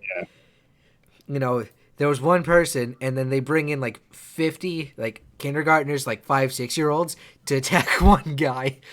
That's what this premise kind of reminds me of. But zombie comedies, you probably should have put The Dead Don't Die on there because that's also a good movie from what I've heard. Because it's not supposed to take itself seriously and everything. It was just the movie that came into my mind, and we'll talk about We'll talk about it later, but the other movie that I also forgot to mention, which is also a zombie comedy, is Shaun of the Dead, which is also really good if you haven't seen it. But another one that's still on my list for Netflix, which I haven't seen. Shaun of the Dead. I forgot about that. Tucker and Dale versus Evil. I still need to watch that, but it looks super funny. Would you give this a watch, Krüz? Yeah. I mean, probably. Well, actually, is it on? If it's not on Netflix, that's fine. It's on Hulu. I can ask my buddy. Why is it? So I guess we might end up seeing it in that way. But yeah, I would like to see it. It looks like it's got a good shot. With its comedy, it does look pretty fun. I don't know. I guess I like the idea of like Lupita and Josh Gad. Seems like that at least that works in that movie particularly well. Yeah. It's great, buddy.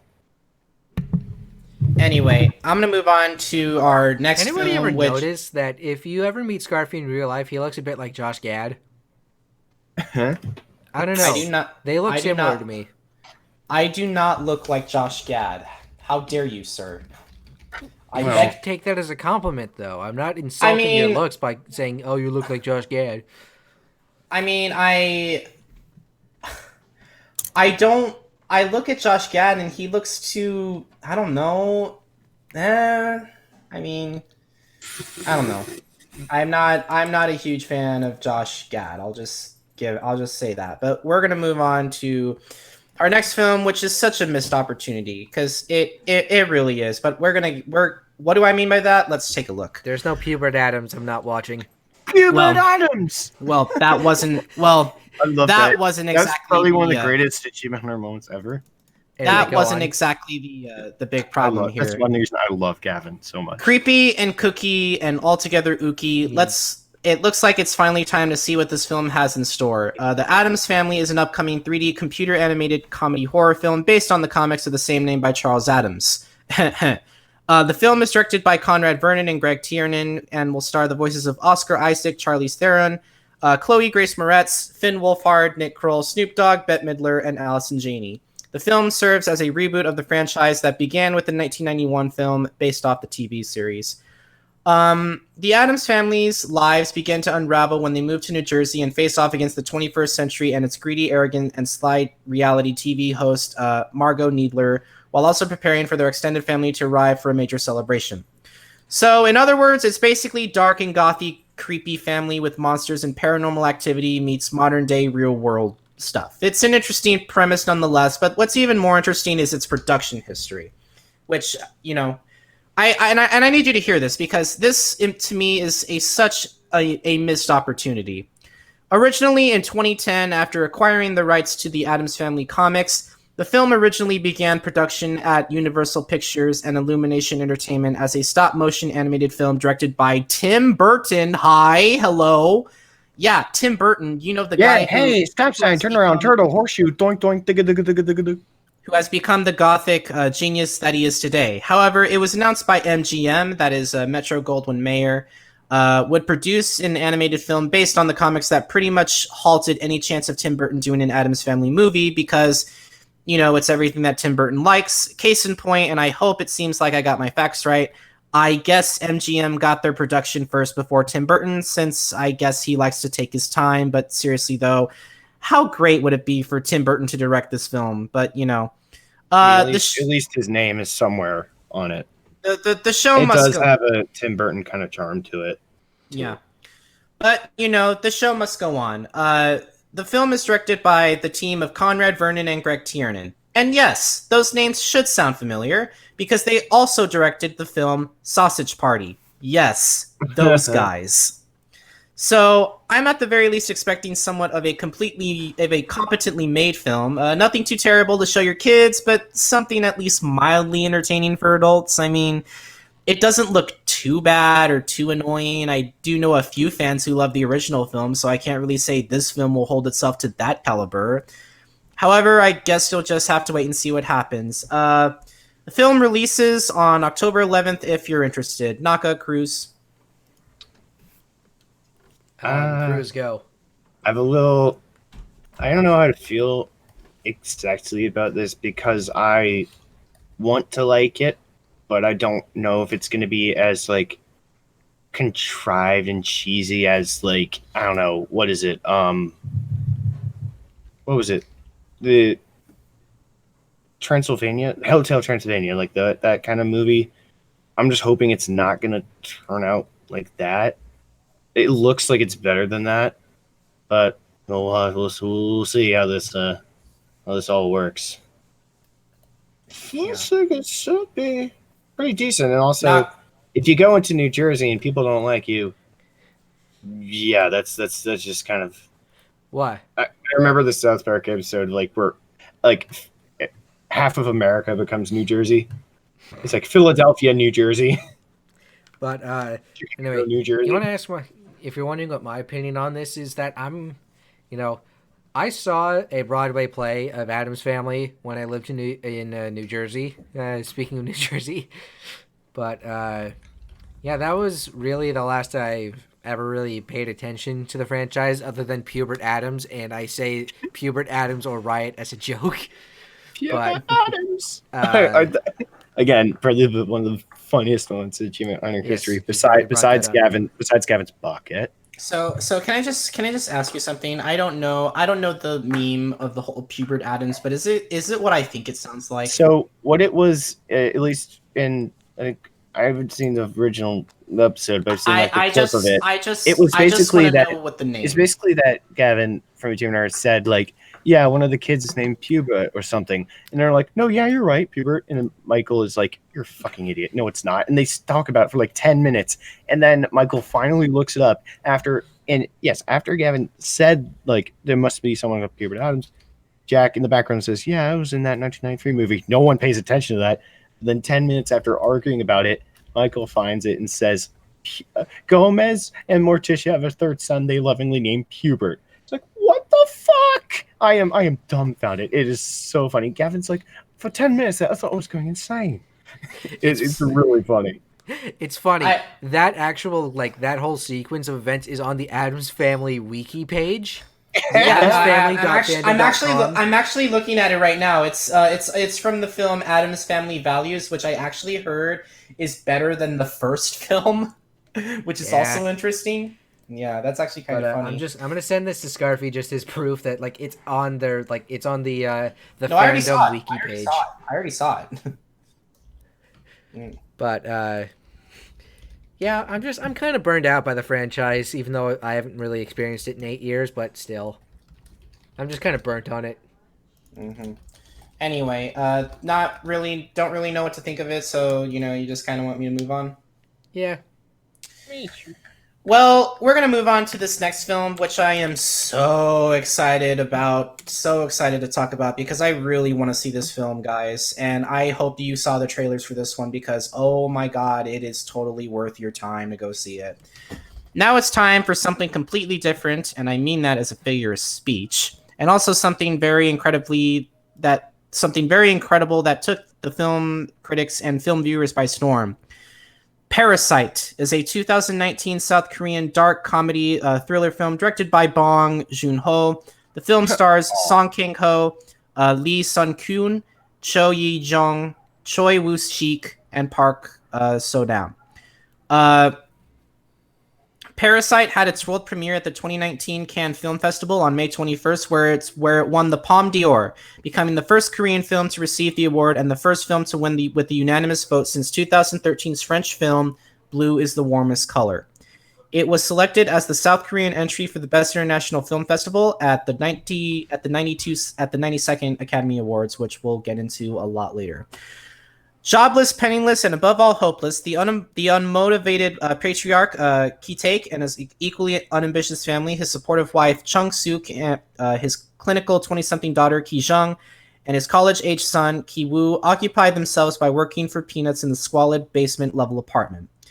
Then, by sheer luck, a lucrative business proposition will pave the way for an insidiously subtle scheme as Ki-woo summons up the courage to pose as an English tutor for the teenage daughter of the affluent Park family. Now the stage seems set for an unceasing winner-take-all class war. How does one get rid of a parasite? Yeah, so as you can see, I can't really tell what is going on in this trailer. It's almost as if it's shadowed in secrecy, like it doesn't want to give the twist away. And you know what? I'm kind of down with this. And this movie, I'm instantly sold by it. To win the Palme d'Or at the film festival is a ginormous honor and not something to be taken lightly. In fact, I wouldn't be surprised if the film is nominated for Best Foreign Language Film, but we'll have to wait and see. The film was directed by Bong Joon-ho, who directed the film Snowpiercer, which I actually did see and thought it was okay and nothing really all that interesting. And the other film he directed was Okja, which sadly I haven't seen. So I can't really say as much. So I can't really say as much as to what pedestal I should hold them up to. But this is the film that I want to see out of every single one of them that has been presented this week. There's something amazing about this particular film that I'm hoping will be a hit. However, like any other film, whether in English or another language, we must always keep our expectations in check.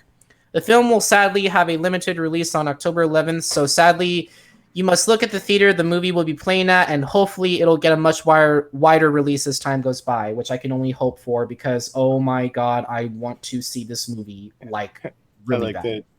This a la My Gym Partner's a Monkey. My roommate is a normie. Anyway. Underrated show. Parasite trying to leech off of, something else. And Shudder was talking about how earlier humans are kind of parasites on this planet.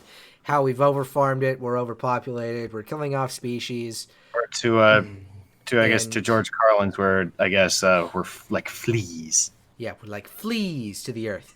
What do you want, plastic asshole? The earth will shed them off. And, the earth is like, we love plastic, the earth loves plastic. It created humans so it could have plastic for itself. So, anybody ask you the question of why are we here? Plastic. Assholes. No, but really, what do you have to say regarding this? I still have a couple,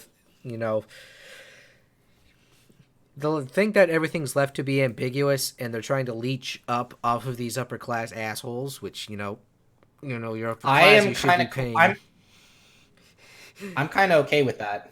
You should be paying your fair due in taxes, but they're not because the government wants the money from the rich and the rich provide the government with funding and money, so they get tax breaks and everything. I'm kind of diving into politics, and how Shudder brings up Parasite as a human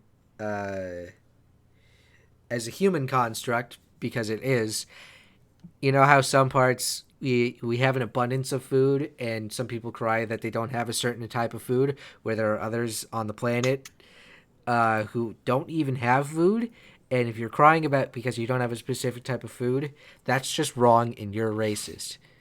If you are crying because you do not have a certain type of food in your belly, you need to shut the fuck up. Thank you, Penn from Penn and Teller for that rant. Yeah, looking at you, vegans. No, but really. Not just, not all vegans. Facebook vegans. But really, in all honesty, what do you have to say regarding this movie? Yeah. This trailer, as ambiguous as it is, it's still a very interesting movie in concept because it's left up into the air. It's it's one of those cases where it's like some movie trailers reveal too much. This doesn't reveal much at all. Yeah. And would you go see it if you had the chance and time? Yes, I would. And Krüz, what do you have to say regarding this movie? Well, it definitely does well is it's like one of those, I guess, a really well constructed trailer in that it gives you just a little bit of information, but afterwards you're still like, you don't know what the fuck is going on. It does. I wasn't sure if they meant like that there's like an actual parasite controlling people's brains or something. I don't know, but I like the whole, like, I guess it's really hard, like really focusing on like possible ulterior motives for wanting to work for certain people and getting those connections and how upper class can be. I don't know, like, I guess Wolf of Wall Street is more like a comical take on it, but this is more like a dark take on a similar kind of subject. Yeah. Anyway, What do you have to say regarding? I've already said my piece. All right. Well, you I always really ask the question twice. You ask it before and after Krüz is done. Before, during, and after. Breakfast, lunch, and dinner. I mess up. Give me a little bit of. You're not using your brain. Anyway, we're gonna move on to our last film of the night. All right, guys. Out of all the films coming out, this is probably the one that you want to hear about the most. Why so serious? See what I did there? With that being said, we're finally going to move on to our last, but certainly not least movie of the night, Joker, a 2019 American psychological thriller film directed by Todd Phillips, who co-wrote the screenplay with Scott Silver. The film, based on DC comic characters, particularly in the Batman franchise, stars Joaquin Phoenix as the title character, and distributed by Warner Brothers Pictures. It is intended to launch DC Black. It's a series of DC-based standalone films. The film, which acts as an origin story for the Joker with Robert De Niro, Zazie Beetz, and Francis Conroy, who appear in supporting roles. Based off the Batman comics that we love to read, the film follows the story of Arthur Fleck, played by Joaquin Phoenix, a man struggling to find his way in Gotham's fractured society. A clown for hire by day, he aspires to be a stand-up comic at night, but finds the joke seeming to be on him. Caught in a cyclical existence between apathy and cruelty, Arthur makes one bad decision that brings him out a chain reaction of escalating events, who ultimately turns from the everyday loner mental case to a psychotic menace who detriments society and causes a great deal of madness, who will one day come across the Cape Crusaded vigilante we know and love today. So, not only has this trailer surprised us, but it has also surprised us in another way. The film premiered at the 76th Venice International Film Festival on August 31st, where it won the Golden Lion, the festival's highest prize. Yeah, so if the film is winning awards, that must mean it's a winning movie. And DC has delivered something extremely thought-provoking that must be seen. I won't get into the debates as to who played the best Joker, because all performances of the Joker are great, except for Jared Leto. We don't talk about him. But really, I think the film will do a fine enough job on its own. I like the film as taking chances to where, instead of it trying to be about the money, despite it being exactly that, it's also taking chances, it's also being about the message of the story.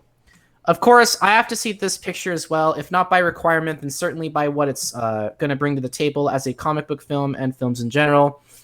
I think for the first time in a long while, DC has finally started to really put some more effort into its works after a heap of trash that we had to sit through and look at. So, as you can tell, I'm downright excited for this picture. The film releases on October 4th and will hopefully be a film that will be remembered to be seen as well as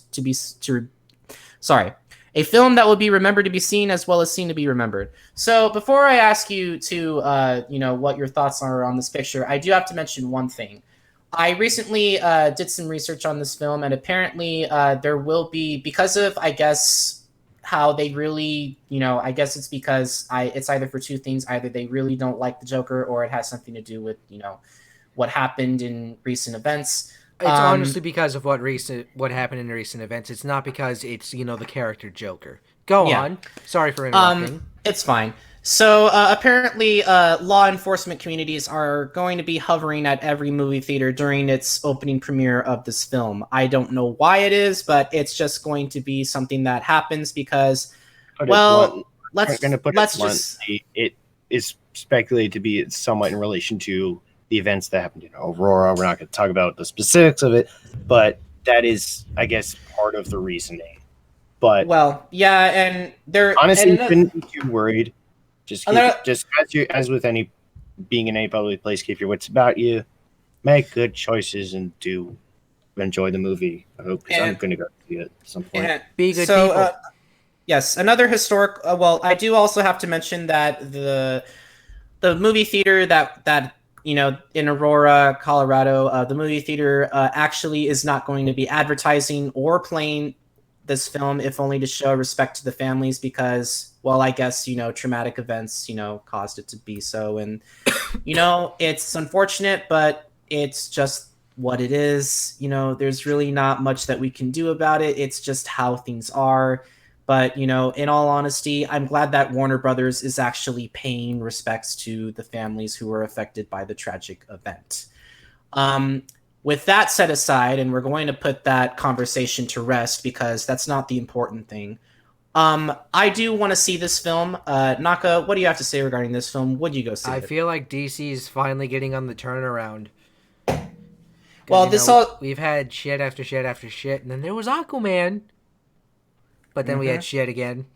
There was mostly diarrhea, and then a solid poop, and then diarrhea. Hey, I didn't go there.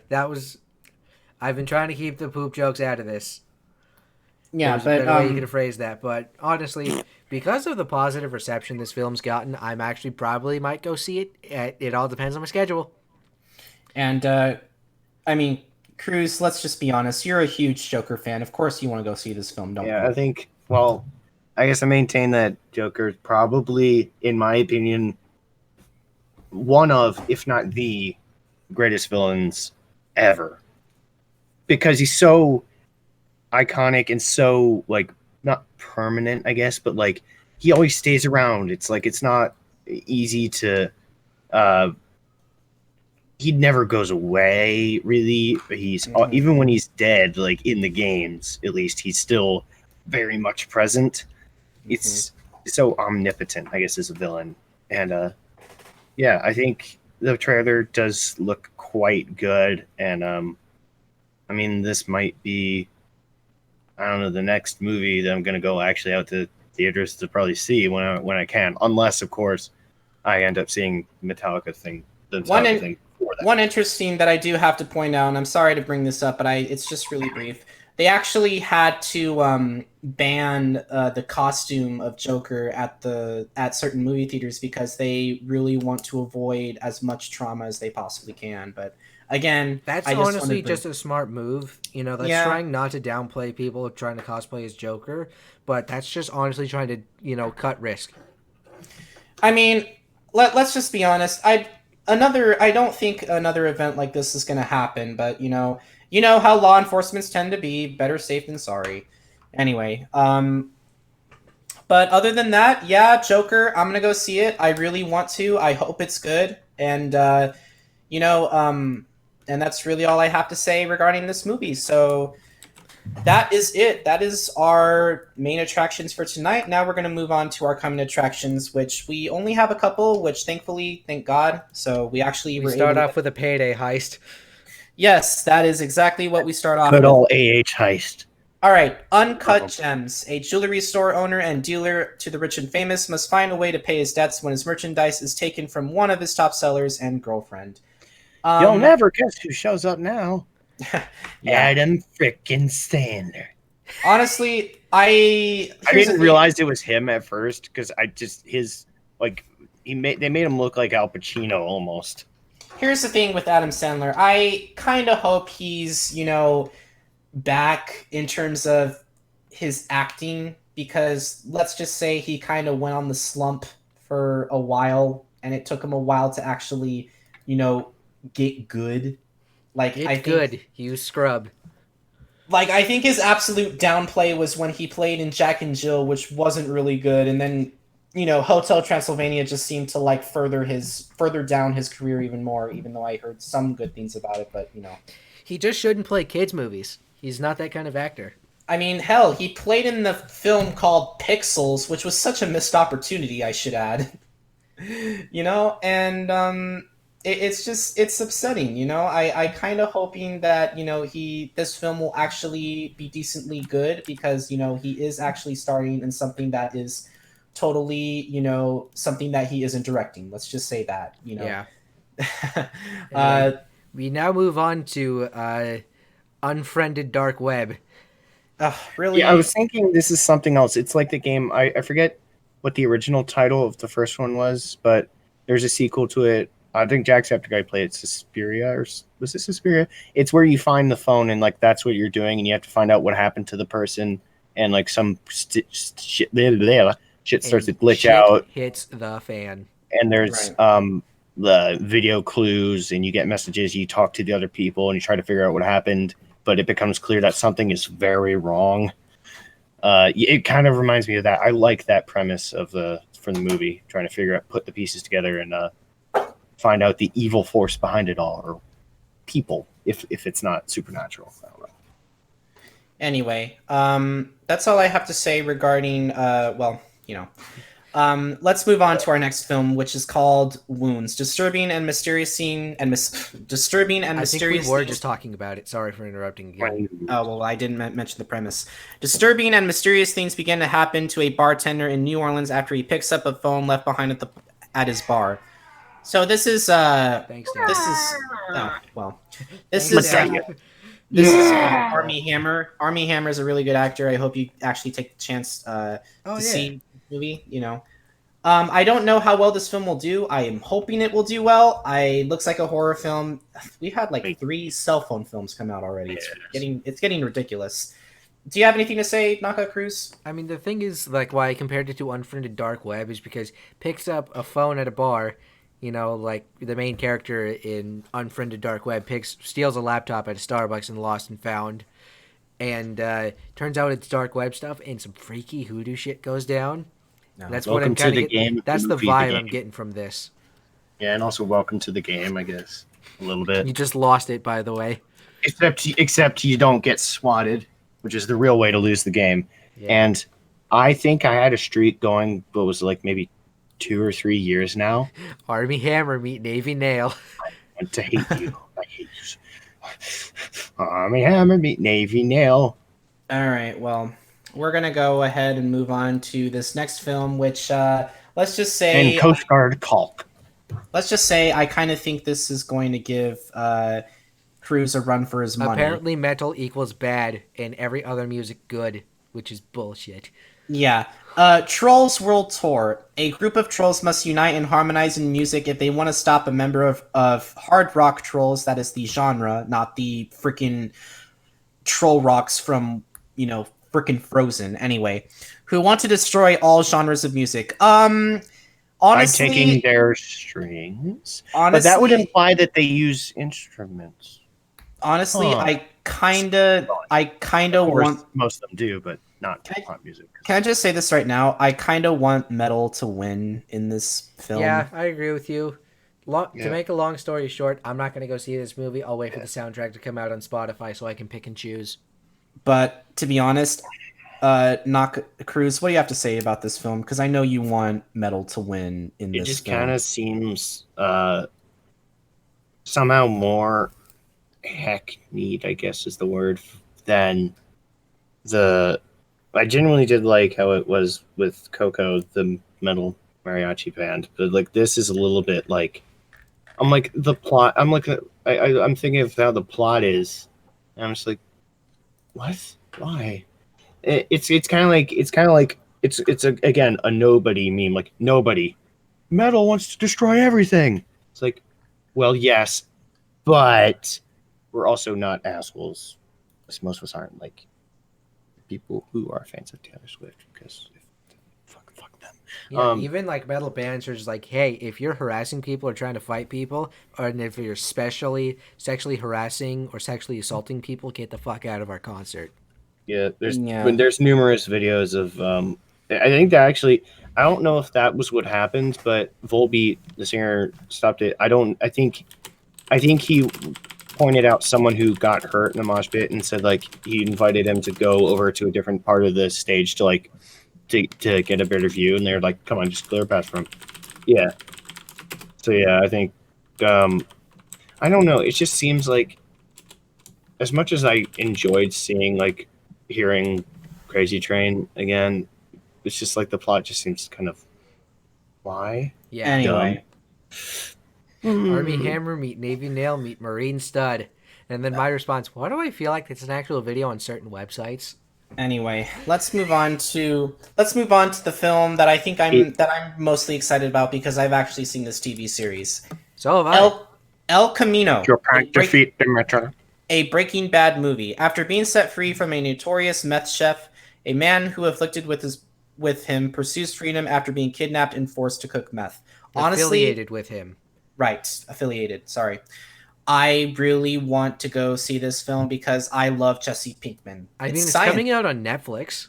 Yeah. It's science. Again, going with that trend. Yep. That's in a there's a dubstep song on AC Dub Rave. I think they changed the name of the channel, but it's still that link. It's called like Blue Crystal or something, and it's got clips like that in it. It's got "Where's my money, bitch?" and then "Yeah, science." in it. It's really funny. So, what do you have to say regarding? So, you really were you? I need to ask you, Naka, since we've seen this show. How big of a fan were you when Breaking Bad appeared on? I believe it was FX. I believe I'm not too sure. Actually, I think it was AMC. Yeah, AMC. I'm sorry. What did you think regarding that? That was like I was a bit young when it first came out, so I watched the series later, and I understand why it's such a good show. I was watching the first episode on Netflix with my mom back in like 2016 because it was a Saturday. My dad and my sister were out, and like I'm eating lunch, whatever, watching the first episode of Breaking Bad, and there's two scenes in that first episode that are somewhat awkward. Mm-hmm. And I'm gonna leave that up to the imagination of why you'd believe it would be awkward. El Camino, Breaking Bad movie, the sequel. Ranchero, more Breaking Bad movie. And then I can't think of another Ranchero. Rampage. Wait, no, that's its own movie. Because I'm Return thinking of of Ute vehicles that like the El Camino and the Ranchero, that were made in America, sold in America, that aren't the Holden Monaro and the Ford. Fuck, what was the Ford? What was the Ford Ute called? Never mind. But I really enjoyed the series, and Better Call Saul. I haven't really watched that. I've watched a little bit of that. It's kind of funny. Anyway, the fact that we have more story to more of the Jesse Pinkman story. Yeah, I really like the actor who plays Jesse Pinkman. Yeah. And I think we can. And I think we can all, kind of. I think everyone is Jesse Pinkman in their own way. Yeah. If you're, I mean, because no one can really be Heisenberg. Let's just call it that. So yeah, we're gonna move on to our last trailer of the night, which is. Let's say one thing. I have watched a. I don't know how much I watched. I watched, I guess, a negligible portion, not negligible, like an amount, because my parents got into it. So I ended up watching some of it with them. Yeah, I enjoyed Breaking Bad, and I'm probably because of that going to see the movie. All right, well, let's move on to our next trailer. Right, back in the 90s, I was in an unsuccessful TV show. All right. BoJack Horseman. Horse in rehab now tries to make amends with the people he has hurt. As if I even need to go into much detail, I am so ready to get depressed! Yeah. No. I mean, that's kind of what, BoJack Horseman tends to be, let's just say that. But it is a very good show. You like BoJack Horseman, don't you, Naka? Yeah. You always say yeah, like guy. Like you have nothing else to say. It's my 0% of Canadian, but being around so many Canadian coming out. Yeah, guy. Anyway, such a guy, friend. So, what do you have to say regarding this trailer? Because I want to see it. I mean, it's the final season. I'm sorry. Yeah, it's a little upsetting that it's a little upsetting, and I believe it's because I heard that the creators joined a union, and they said, "Oh, this was planned from the beginning." But I honestly feel like that Netflix is shutting them down because they joined an animators union. If they say it was planned, it probably wasn't. Yeah. But I've seen like bits and pieces, not like full episodes. I think it's on. Yeah, well, it's on Netflix. I'm gonna have to sit down and really give it a watch. But I'm honestly, when I'm not full of work, I'm keeping up with like other YouTube stuff. But I will get to it. And if it's ending after 6 seasons, then that means that there's a cap on what to watch. Also, I guess I can announce this later and more formally, but the next season of Ruby, the Rooster Teeth show, is coming out. I want to say it was November 2nd, but I'm pretty excited for that too. Yeah, and I'm over here waiting for RVB season 18. Yeah, I started watching it from the beginning, and I'm like, yeah, this is pretty funny. It's slow at first, but then it picks up. About the thing being called a sea lion or whatever. One truck. The warthog being called a puma? Yeah. What's the difference? It's Come a on, cat. chupa thingy. Anyway, that is it. That is our show for tonight, ladies and gentlemen. Man, for a double, we got it done in just over 2 hours. Yeah, that was really a double really for the impressive. price of a single. So one more thing we do want to. So in case you missed it, we just want to let you know we will not be having a show next Sunday. We will return on October 13th, I believe. That is correct? That is correct. All right, so we just want to be sure that you guys know ahead of time. God damn it. I just realized October 13th is the day of the Talladega race, and if I show up to that show a little buzzed, it's because it's Talladega and it's a must-watch race. Okay. I mean, yes, in Talladega Nights. For a second, I thought you were going to talk about Talladega Nights, but anyway. Yeah, and that's also a movie honestly, you guys should watch. I'm probably going to be drinking too because I'm going to be upset because that night is a Mon Amarth concert. I forgot. Was Talladega Nights a good movie? It's a comedy movie. It's a I don't good comedy. I don't know how well it's aged, but at the time when like the golden age of Will Ferrell, I guess it was pretty fucking funny. I guess we made this episode our bitch. Anyway, let's continue. Anyway, we're done for tonight. We're done for tonight. We're gonna talk to you guys later. For all other purposes, my name is Scarfy. I'm Naka, and there's cheeseburgers downstairs. I got a cheeseburger. I spent it all on gambling. Also, I'm gross. And this has been Subwoofer Entertainment Treehouse. And this has been Subwoofer Entertainment Treehouse. Spit it out 4 times a charm. Subwoofer Entertainment. Stay awesome. Stay awesome. Have a good night, guys. Been celebrated for excellence. Talladega Nights was a good Tom Cruise film. Tom Cruise. Anyway, good night, guys. Good night, guys. Podcast by Ghostbusters. We'll see you on the 20th, Shutter.